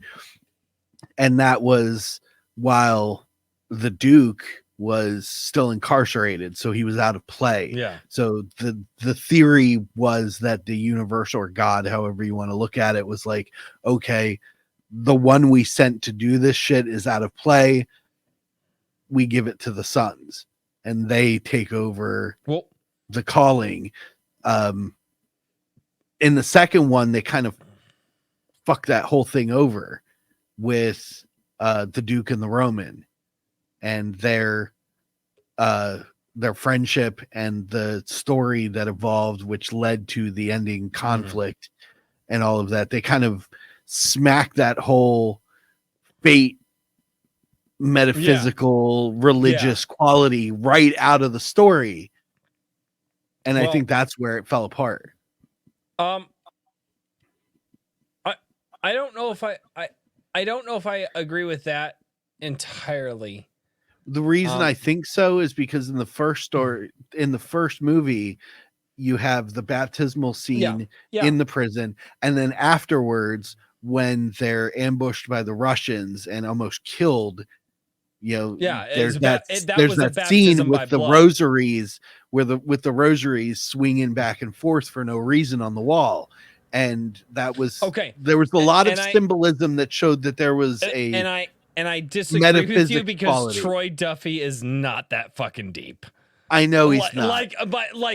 No, I agree with you that the symbolism is there, but I disagree that Troy Duffy knew what the fuck the symbolism was. I think the word you're looking for is symbolism. The symbology there. Symbology. There's symbology there. So many fucking people say symbology, like literally in a sentence, and I'm like, but finally a theory to go with that tie. Right. Detective Dalapop Discalius. But no, I think that the second one fails not because it's trying to tell the story of the father, but because it's trying to maintain it tried to be too humorous. The first one wasn't trying to be funny, it just had some really funny moments. Yeah, the writing was on point for the first one. But the second one, it was like they were trying to be as funny as the first. And although some funny fucking moments, and some tragic moments. I'm sorry, when Greenlee comes in and he's like, what? And he gets blown the fuck up. Like, isn't the actor who plays Greenlee is named Bob Marley? No shit. The first time I watched the movie, I was like, is Bob Marley in this movie? What is that? It's that guy. Really, dude. Plays Greenlee, yeah. Dude, I love those movies. So do you guys remember back in the day when your text messages, you could put like a footer at the end of your text messages, to be like edgy and cool and be like, oh, this is who I am, or like business people would be like, hey, reach me here. Do you guys remember when you could put the footer at your text messages? When I met my wife, old school, my footer at my text messages, was, "And shepherds we shall be for thee, my Lord, for thee." And I sent my wife my first text, and she goes, "You're a Boondock Saints fan?" And I was just like, "What a nerd!" Oh. Yeah. Oh no, it wasn't. It wasn't what a nerd. She was just like, "You're a Boondock Saints fan?" I'm like, "Yes." And she goes, "That's awesome." And my wife is like the hottest girl I've ever met in my life. Like, I was the nerd, bro. Like, I didn't have like hot girls like want my number and shit like that. So I was like, oh, what a nerd. Right. Yeah. And now we have 4 kids. So, and actually a lot of this on the wall she has made. But no, dude, Damn it, Lit Dev. Now I want to go, like, we're supposed to be talking about that. Lit Dev, I want to have just a Boondock Saints discussion for no other reason than YouTube will just... My friends and I once in high school gave us I'll like give you 5 minutes to let it out because I'm gonna go break the seal. I'll be back. Oh God! Our friends and I in high school had like Boondock Saints. Well, I mean, not high school because we totally weren't drinking, but we had a Boondock Saints party where we had like a bunch of like cheap pizza and not beer. Not it was beer. beer though. Well, it was technically beer. It was like beer flavored water. It was like Keystone. It was like Keystone Light. We were kids, okay? We were kids. Dude, we're high school I've drank kids. Bud Light, and it's better than Keystone. Keystone is swill. Oh, it is dude, awful, horrific swill. Bud Light is craft beer compared to Keystone. Keystone is like it was like Keystone. It was like Keystone Light. It was Keystone Light too. It was Keystone Light, and we're eating Little Caesars. So we had like the number one Keystone Light and Little Caesars. Number How one- are you alive? That was Boondock Saints. That was their poor. They're like under the bridge. You know, there's the shittiest pizza, the shittiest booze. Oh, It was fun though. It was Dude, fun. You drink enough Keystone, you don't even care anymore. Yeah. dude, I usually have to drink a fair amount before I get to Keystone, so I don't taste it. Like, oh my God. No, I can't even drink that stuff anymore. I have to at least drink like a Blue Moon or Sam Adams. Right. I drink everything. I'm a redneck. Beer is beer. I drink cheap beer. Everybody looks at me like, Royce, why are you drinking Busch Light? I'm like, well, I'm a redneck. It's an open one. And I drink too much. And I don't know if you know this, but when you're a redneck and you drink too much, I can't afford. I could not afford. I would have to pull out a second mortgage on my house to afford craft beer. Craft beer can be pretty expensive, yeah. It's spendy, but it is so good. Oh, I tell everybody, this YouTube thing takes off. That's the only thing you all ever see me drink again. YouTube's not going to take off, ladies and gentlemen. It's on the Deno. But anyway. I really enjoy, one of my favorites is St. Arnold. St. Arnold's really good. I have a 6-pack of Tarnation. It's like labeled as highly alcoholic beer. I think it's based in San Antonio. It's St. Arnold, the patron saint of booze. Pretty good stuff. What's the ABV? That one is, I think, 11% for like a bottle. It's pretty boozy. Oh, that's so. I have a problem with really any craft beer that peaks about 7.5 because out of all of the craft beers that I've had, a lot of brewers really have a problem. Once you get over about 7.5, they have a problem with balancing the harsh alcohol flavor with the rest of the notes of the beer. This is true, yeah. And it's really overwhelming usually. it really is. And I've only ever had a few who have, and strangely enough, I've actually had some that were in like the 14% range. Like what, barley wines or something? No, beers. These were beers. But they were stouts, porters, things like that makes sense. Like, I hate porters. Really? I drank porters. I never liked them very much. Well, but so those are porters and stouts are what I like to call my dessert beers. Like you eat a nice steak dinner and then you sit there and you sip on a porter or you sip on a stout, and not a very big one, but just a small one as a dessert. That's what I like to call my dessert beers. But when it comes to anything over about 7.5 ABV, you really have to be careful with the brewery, because I would say probably 60% of breweries don't know how to balance the alcohol with the flavor. And if you can get somebody who gives you a beer that is over 7.5 ABV and you're just like, this is delicious, I can't even taste the alcohol. One, that's dangerous as hell. And two, that is a brewery that you need to shout out to the world, because it's really hard. And I've only had a few of them here and there that were, again, north of that 7.5. And it didn't just, it was like, oh, there's this flavor, and then the rest of it's like gasoline. That's like alcohol. Like a really strong alcohol taste. Yes. Very overwhelming, yeah. Yeah. But if you're drinking like a 10% beer, you're probably drinking that to get drunk, and that's kind of part of the fun. So for me, and for people who hear, they've heard me say this before. Getting drunk for me actually feels it's like the worst feeling on the planet. Well, you want to get drunk. You want to get a little tipsy. It's kind of like when you're doing a wine tasting. You want to taste the wine, but you want to drink the wine. Mm-hmm. It's kind of like that. You kind of want to stay in a nice fun zone of tipsy rather than I'm wasted. Never get that way. Well, that's awful. So for me, I'm sure that I'm allergic to something because I can't even go that far. For me, the High West is all even gone. being tipsy, it starts to feel like the flu. I start to get migraines. I start to get joint pain. I start to feel like I'm on fire. It is a miserable feeling. I like my taste of beer. Wait, then how come you call a drink with crazy? Be a man. I got beer, bro. My tolerance is actually very high because I was raised that the second that you start to feel it, you stop. Now, thankfully, when I start to feel it, I start to feel it. So I just stop. And over the course of like 8 years of because I didn't drink when I actually really didn't start drinking until I was like 23, 24. Me too. Yeah. Over the course of like 8 years of stopping as soon as I feel it, if it's just like your redneck beers, right? Your Busch Lights, your Coors Lights, and all that, I can put a 12-pack away in a night and not even feel it. Miller Lite. Keystone. Because we're not. Stop talking about Keystone. No, just no. What's wrong with you?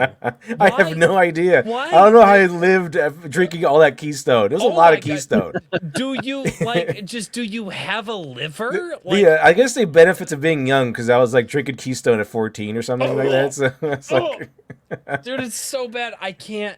If somebody gave me if I went to someone's house for like a barbecue and they're like, "Yeah, man, here you go," and they hand it, I would take the Keystone and I would drink that one. I mean, not 14. What was drinking age? Yeah, it was totally 21 or whatever. But I'll be 100% honest. The first full beer that I ever finished was at my graduation party for high school, by the way. And it was, well, I won't get into the rest of that story, maybe backstage, because it's a fun story. We almost duct taped one of my friends to the hood of my dad's truck and parked it out in the middle of the field, but we decided that would have been too mean. And we were also a little far too gone ourselves to pick our friend up and put him on the hood of my dad's truck. That makes sense. That's probably a good idea.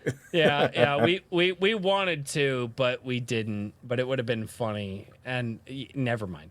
But yeah, stories that I almost did but never did. But okay. Going back into the stream, I don't know how the fuck we got into Speaking of Boondock Saints. Speaking of, we're supposed to be talking about Daniel's. While you were gone, we didn't talk one little bit about Boondock Saints. It's all about shitty beer. And it's just about shitty beer and it's about shitty not beer. being men. So Hi, what are you, fucking Uncle Roger now? Have you guys One watched? more thing. No, not that Uncle Roger. Do you know Uncle Roger from YouTube? Nigel Link's personality. Yeah, Nigel, dude, he is great. He does a lot of like cooking stuff. He is fucking hilarious. He's actually a stand-up comic, and I don't know how he started it, but he's a younger guy, Asian, but he started judging people's fried rice, egg fried rice recipes. Fried rice. Dude, he puts on the most stereotypical Asian like voice. Like, okay, have you never seen Uncle Roger? The Asian uncle, he's great. Have you never seen Uncle Roger? Not once. Okay. All right, fuck it, we're doing it. I'm doing this. Dev, why is every time you're here I make an absolute ass out of myself? The guest for tonight, right? Well, it's gotta be. You gotta get gotta entertain the audience. I mean, come on. I don't know. All right. I gotta get past this stupid. Why is every time you're here I make an ass out of myself? This is ridiculous. Well, it is literature devil. I mean, come on. All right. So this guy just he's fucking hilarious. I'm probably gonna. I don't even know. Can you copyright strike another YouTube video? Like, yeah. This is. We'll find out. All right. Martha Stewart, successful businesswoman, swimsuit model, and Snoop. What the fuck? I've heard this Why guy are you before. laughing? They already successful caught you. businesswoman, swimsuit model, and Snoop Dogg best friend. So when Uncle Roger finds this video of her making Thai fried rice, I know I have to review. I'm going to show you 3 methods for cooking the perfect light and fluffy white rice. Long grain rice, you wash the grain. Didn't Okay, she washing, go? Didn't she get canceled because she said the N-word? Look how cloudy so. the water is. That's all the starch that's coating the rice grain. This must be the most fake studio kitchen ever. Even the sunlight look fake. I'm pretty sure that green screen behind there. 1 cup of water. Green screen. We have 1 cup of rice. This is what's called the French method of cooking rice. The French method. Why are you taking rice advice from French people? That's not what they know for. That like going to Japan to get Talk advice about for rice pasta, from the or going French. to UK to get advice for anything. Let's just skip to third method. Very impressive. Very based. So that's 2 ways. Now the Very third based. way is in a rice cooker. Most rice cookers. Rice cooker for you. Martha have rice cooker and it's same brand Uncle Roger have. See, she just covered it up, but we all know that the Cover it baby elephant brand, the best rice cooker in the world. Uncle Roger just moved to LA. This is the first thing I buy. I don't even have bed yet. Just sleep on floor next to rice cooker. That's all I need. There are normally graduated marks on the inside of the rice cookers indicating how much water one should use. Correct? So here we You don't have even need to use your finger anymore. 2 cups, which we're going to add to the cooker. 2 cups of cold water. How much plastic surgery has that woman had?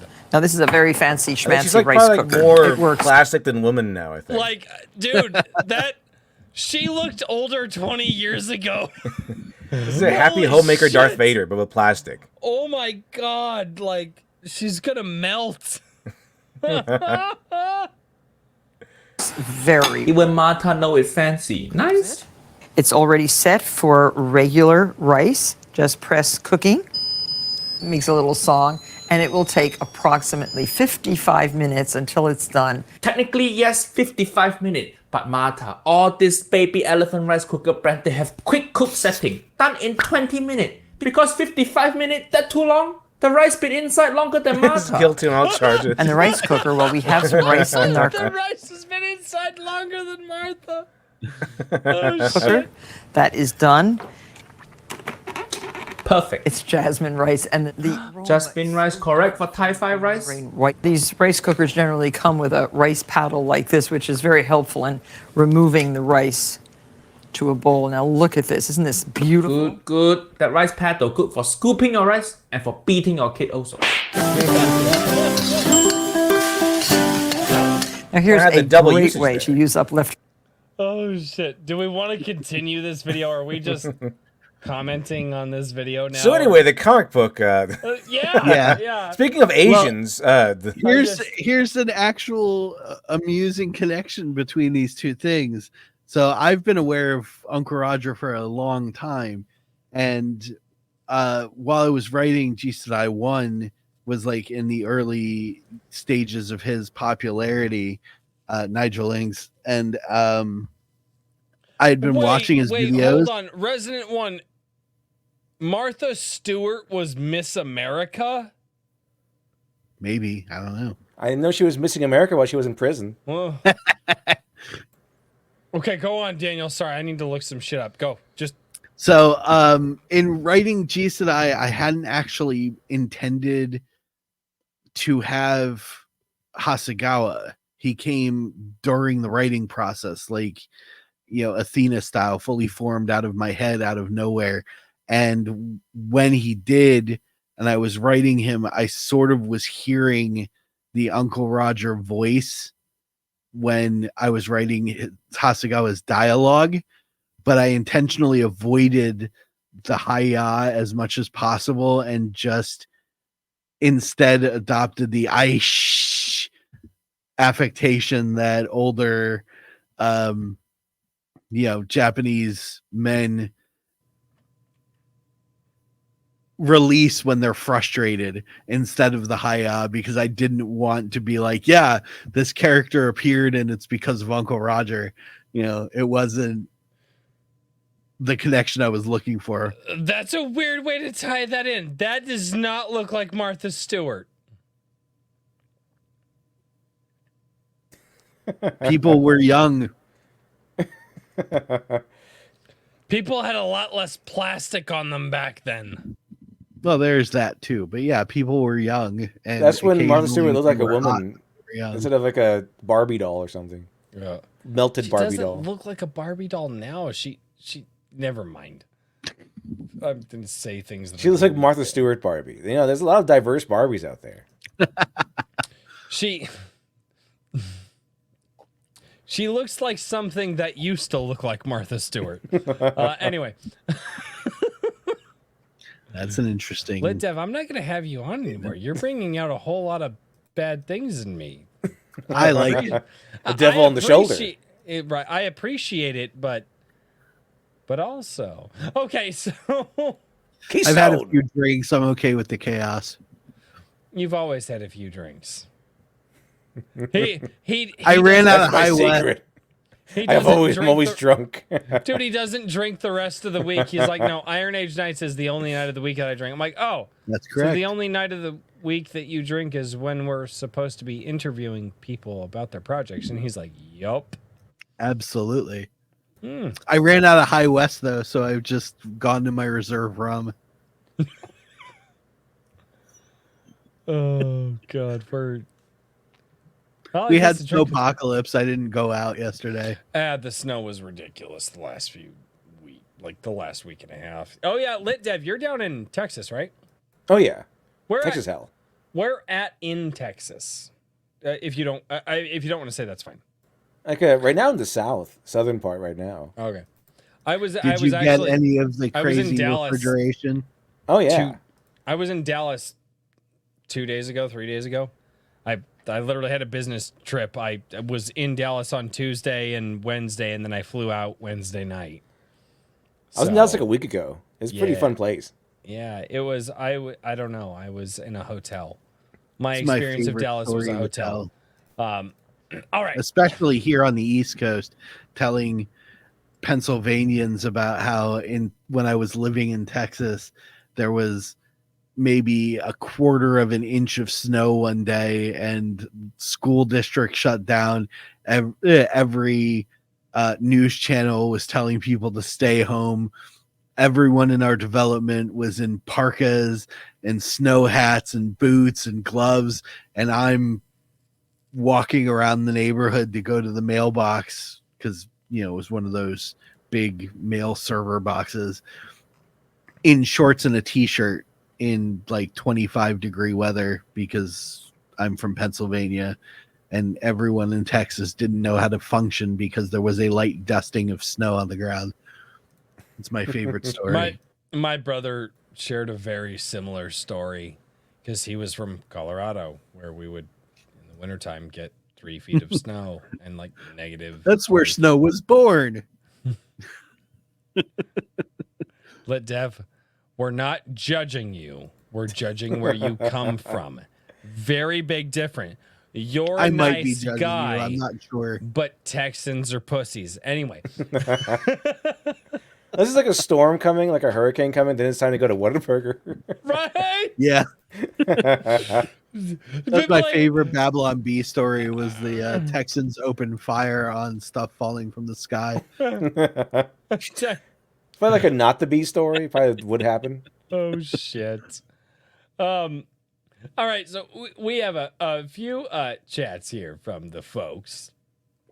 Yay. So, from the chats, let's get to it. Without all them cow poop fantasy. What the fuck are you even talking about, Resident One?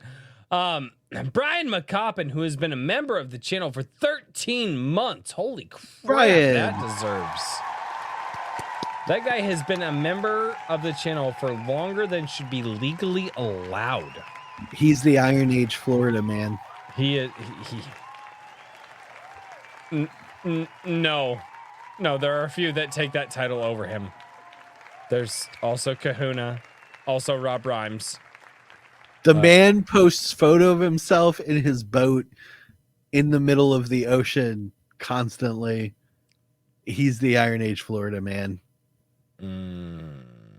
Hail to DPR. Congrats on the comic getting over 3K. Yes. Sir. So 3K hits the stretch goal, right? Correct. And the stretch goal is a coupon code for your next comic. Issue number 2, yes.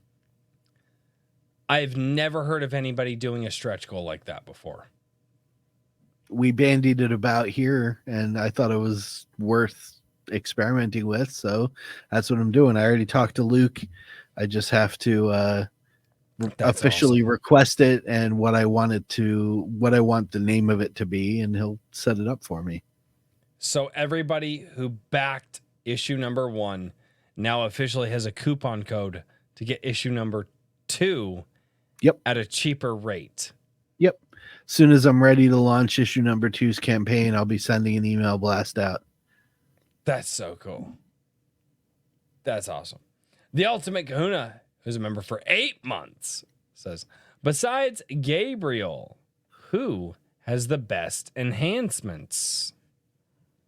That would be Michael. But you said he died. Yes. Dude, no, fuck off. Yeah, Michael has the most top of the line, as you would consider it, cybernetic enhancements. Well, you know, cybernetic versus nanotech, you know. What was it? The franchise Cyberpunk, Cyberpunk Red. There is an enhancement called Mr. Stud, and they have one of those, and it kind of gives you a gigantic penis. Yeah. Is it one of those kind of enhancements? Like in 2077, if you could listen to like a news article where like there's some Mr. Studs enhancements that kind of malfunction and just blow your dick off, and they say don't use them. Yeah, ladies I would say that new they exist cybernetic in my world, but enhancement, no. Rocket Cock.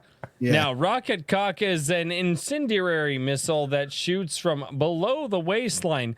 However, if you do get this enhancement installed, make sure to unzip zipper first before you let it off, or else bad things could happen. Indeed. Rocket Cock at your own expense. So can double as a flotation device. What? Because this is my brain, and it is what it is.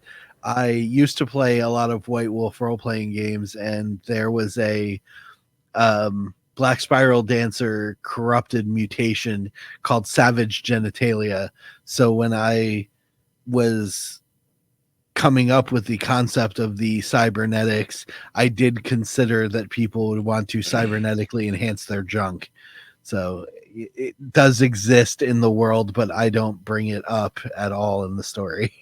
Not only would they want to, I'm pretty sure it's the reason why cybernetics would be invented in the first place. Like they're looking for a way to enhance their dicks. Porn, like, no, you look at it, the two things that advance technology to just leaps and the military, sex and violence.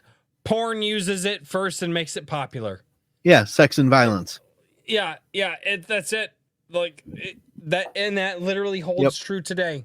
VR, yes, it does. Like the military invented VR, and they did. You can go look into that. Military will invent giant robococks, and then they'll disseminate. They'll invent pelvic belt rockets, and then that will just be taken by the porn industry. We are moving promptly right the fuck along from this conversation. Romeo's crying. Romeo's crying. Is that the safe word for the show now? Romeo's oh my crying? God. That just reminded me of From Dusk Till Dawn, the one vampire hunter who had I haven't freaking seen that movie in belt, a hot minute. The codpiece belt with the freaking six-shooter in it. What was it? I don't remember what it was called, but it had a name and it was fucking hilarious. I haven't seen that movie since I was young. I think that thing came back in Machete 2. Or someone, yeah, it was like they reused it. Yeah, the lady had it. She put it on. Mm-hmm. She would thrust and it would fire. Yep. That's hilarious. JVP Music for $20. JVP. JVP Music for $20. Ruthless 2. Check it out on YouTube. Yeah. Electric check Boogaloo. out- Right. Well, no. Lit Dev. Lit Dev. And you may say no to this, and it's fine. Let's get Well, ruthless. you do your morning nonsense. May I pass along something for your morning nonsense to kind of critique as a morning nonsense, only because I feel your input and what you say and what your crew says could benefit this creator to making it better. Sure. You should check out Ruthless too. and one. One, two, both And of one. them. Yes, it is a heavy metal audio comic. Yep. One is a little more rough than two. Two was a vast improvement. Extremely. And Phenomenal. But I did the editing work on it, so I ended up playing a small part in two, and I don't say to go check it out because of that. Because, like I said earlier tonight, if it was hot trash, I would not tell people to go check it out. if it was Let's hot see. garbage, I would tell people it was hot garbage. Yeah, but so I only ask because it's fun, it's interesting, and obviously if you're just like, dude, this doesn't fit my show, then it doesn't fit your show, and that's fine. But it is a heavy metal audio comic done by an independent creator in this space. And we're gonna skip past the recap.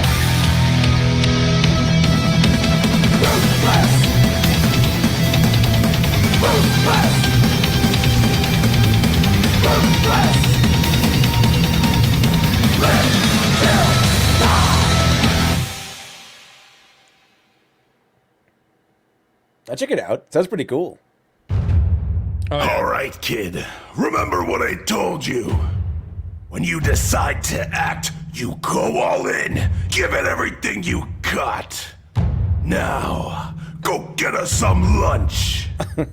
It's awesome. Oh, that was like a Took the Mr. kid Sub out commercial for a hunting second there. today. We need to eat, and he needs to learn how to survive. And I can pick up a few things along the way. And Yep. like I can send it to you. You can check it out if it's something you want to check out on the stream. But dude, this is something I could see going. This could be something that I could see being another animated thing on YouTube. And it's just an audio comic. It's still images, but it's heavy metal and it's just a blast. I did some of those. They're pretty fun. Dude, this is such a blast. It is. It's a good time. And like I said, I'll send it to you. You check it out. And I mean, if it's because morning nonsense for you, I feel like there's some planning to it, but I also don't know how much planning. A trade secret. It's a trade secret. But what's so fun about your morning nonsense is it feels like that show can just go anywhere. Pretty much, yeah. Just and- go anywhere. Regardless about morning nonsense, I would love to pass this along to you. I'll send it to you in a DM and just at the very least have you check it out because it's really cool. And I want to pass it along to other people because the first one was a little rough, but I still found it fun. It wasn't until people pointed out the rough parts to me that I was like, oh yeah, no, I could see that because I just had fun with it, which is what I love about storytelling. You just have fun with it. The second one was really fun. And I would challenge you, Lit Dev, to find the character that I voice in that one. That's my challenge. That's my challenge to you. And actually my wife even actually voiced a character as well. Yep. So that was really cool. Surprisingly, I couldn't even figure it out, and I had the rough betas of it sent to me repeatedly so that I could check it out and do the editing and make sure Wait. the physical words were good, but I couldn't figure out who Royce played until I saw the credits. Wait, fucking seriously? Yeah, I told you that, and our guild did. Yeah, That's right. I do remember. Wow. Yeah, I could not That was tell. many beers ago, Daniel. I don't remember what you said. Many beers and many glasses of Hey, look, beer. stuff. All right. JVP music for $20. Every day, and I did the applause already. A $20 super chat gets the applause. Why? Because I arbitrarily decided that one day. And then we drunk and rambled away from it.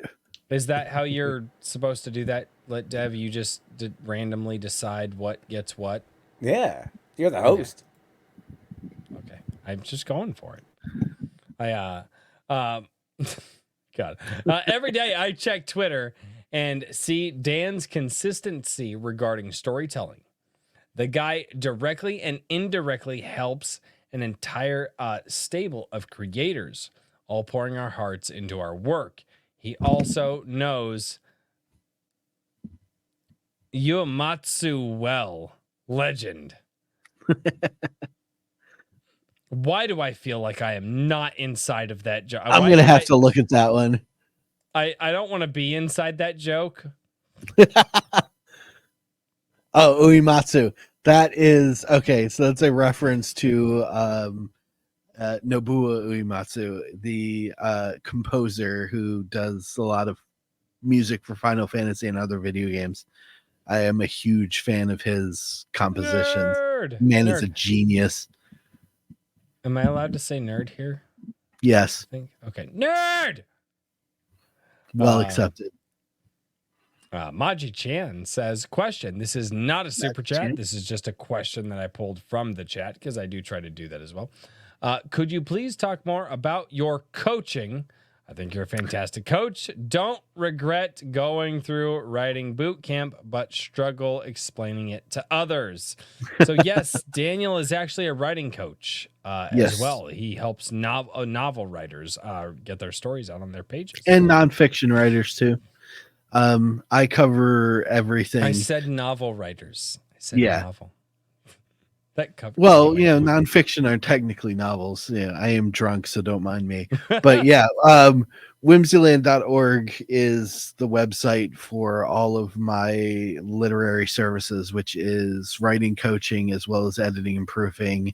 I help you form story blurbs and advertisements for your work as well. Change your shirt. When I broke the seal. Dev, did you notice that he changed his shirt? Yeah, but I didn't know it was a big deal or anything. I do it to fuck with the Royce. I was like, oh, his shirt's different. Okay. Yeah, I do it to fuck with the Royce. Whenever he puts up the intro, I'll do a wardrobe change or something, and then at some point I'll switch back to what I was wearing. I do it just to see if he notices. It's funny. Anyways, yeah, so coaching. What Maji Chan and I have been working on is we're just going line by line, organizing thoughts, getting thoughts onto the page so that what you're trying to say is actually understandable to the reader, because especially with new and maybe writers that are working on their first book or whatnot, one of the big pitfalls that I found working with so many new creators is there's an assumption that the reader already knows what you're trying to say. It's something that runs rampant in a lot of new creators' products. So what Maji and I have been focused on is going line by line and making sure that the context that she's trying to put into the story is communicated to the reader. And she calls it a boot camp because it's it can get a little intense when we're sitting down and working together. But most of my coaching clients are looking for ways to consistently find the time to write and write effectively. You know, I think it was Stephen King said, if you can put out 500 words a day, you're, in a good place to really produce a consistent set of novels. I take it to another step because my average is about 1,000. Sometimes I hit 1,500 in 1 hour. And so I teach other creators to be able to do that and communicate effectively and consistently with everything that they do. The editing and proofing is just me wanting to help people polish that story up and make it so it's absolutely perfect for publishing. The other fun stuff that we do on Whimsyland is like writing blurbs and advertisements. So getting that 60-second or even 20-second in what I did, summation of what the story is about, which is really hard for a lot of people. I sit down and talk with folks all the time and I'm like, what's your story about? And they'll spend 15 minutes trying to explain it to me. And I'm like, let's get it down to 4 sentences, folks. I AS Burner, I think he meant 1,500 words in a day, not 1,500 words in an hour.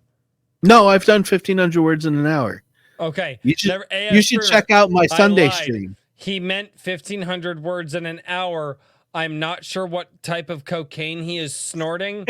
I will make sure to ask him off stream. And I will make sure to tell him that cocaine is an illegal drug and we should not by any means share any of it with friends and or let friends know where to get this magical substance. It's not that complicated. It's not that complicated.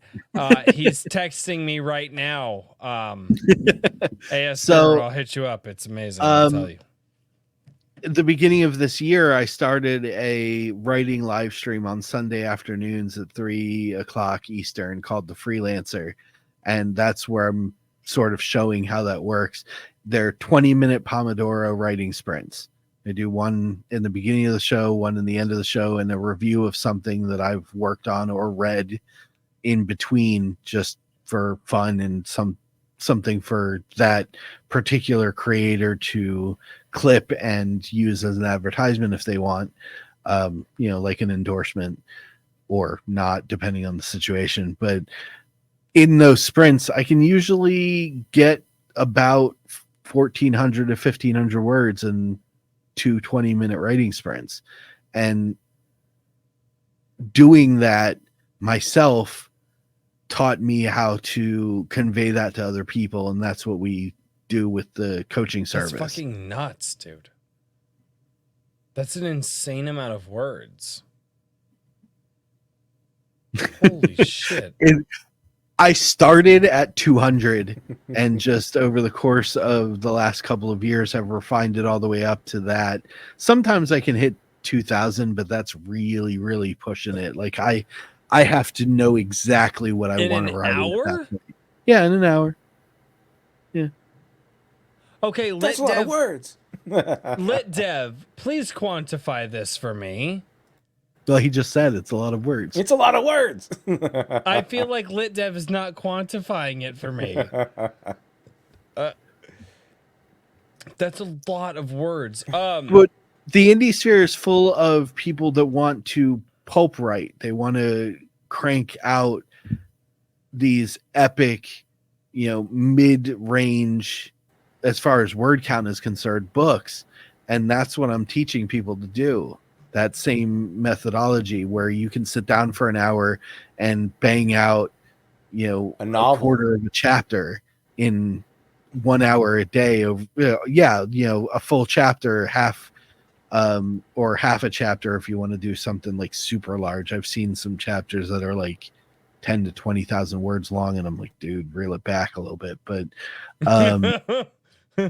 dude, bro, some people's books aren't as long as this fucking chapter is. Yeah, that's an epic chapter. But that's what I teach people to do in the coaching sessions is get themselves into that zone, that the writing focus, by preparing ahead of time, and then they sit down and they write. And that's what I'm modeling with the Sunday streams, is how I do that.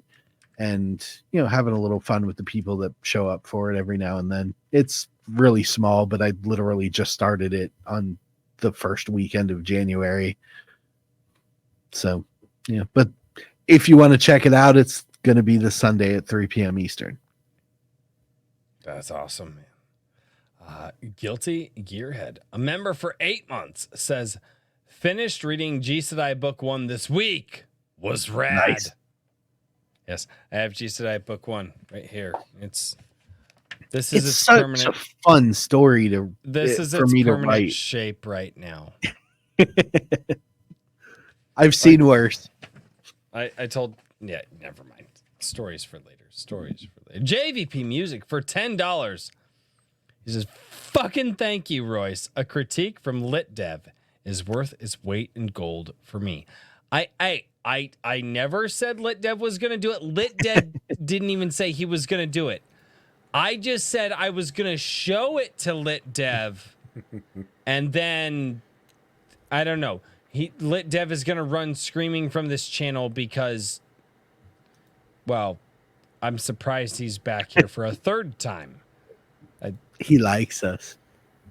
Now check it out. I don't think he like that sounds a little gay. That's We're fun. Gotten to be a few more drinks than that. I mean, all right, so JVP, you heard it from LitDev right here. If you would like your review from LitDev, feed him drinks. I don't know how you feed him drinks. I don't know if that's in the form of super chats, and then you tell him to just put a mask on and start doing shots. Like I don't know. Ply him with alcohol. I don't know. I'm sure there's a way to bribe LitDev. I don't know how to do that. He is Knuff. Yeah, he is Knuff. Roll Knuff. And I am Canuck. Anyway. By blood, not by blood, but not by birth. By birth, I'm American. By blood, I'm really Canuck. Anyway, Sound Engraver says, Nobu Uematsu rocks. Uematsu. Yeah, that one. Yeah, that thing that you just said right now. Yep. And ladies and gentlemen, that's all of the super chats that we have for the evening. So, before we get going, I will have our guest and my fantastic co-host, which should switch places right now, sign off. Mr. Daniel P. Riley, where can we find you? What do you do? You can find me on Twix at Mr. DP Riley, and my DMs are open if you want to schedule or just talk with me about maybe doing some coaching or working on your book. I was talking with Nikki P earlier today and surprised myself because recently I did the analysis on the business and I am about 62 projects edited and proofed as far as my editing services go, which is a lot in a couple of years. I'm planning on doing a big yay congratulatory thing when I hit 100, so you'll hear all about it. That'll but be cool. Otherwise, whimsyland.org is where you can find those services. Which is down and you in can the find chat. my books. Yes. And you can find my books on the Buy My Books link, which I stole from the Hedge.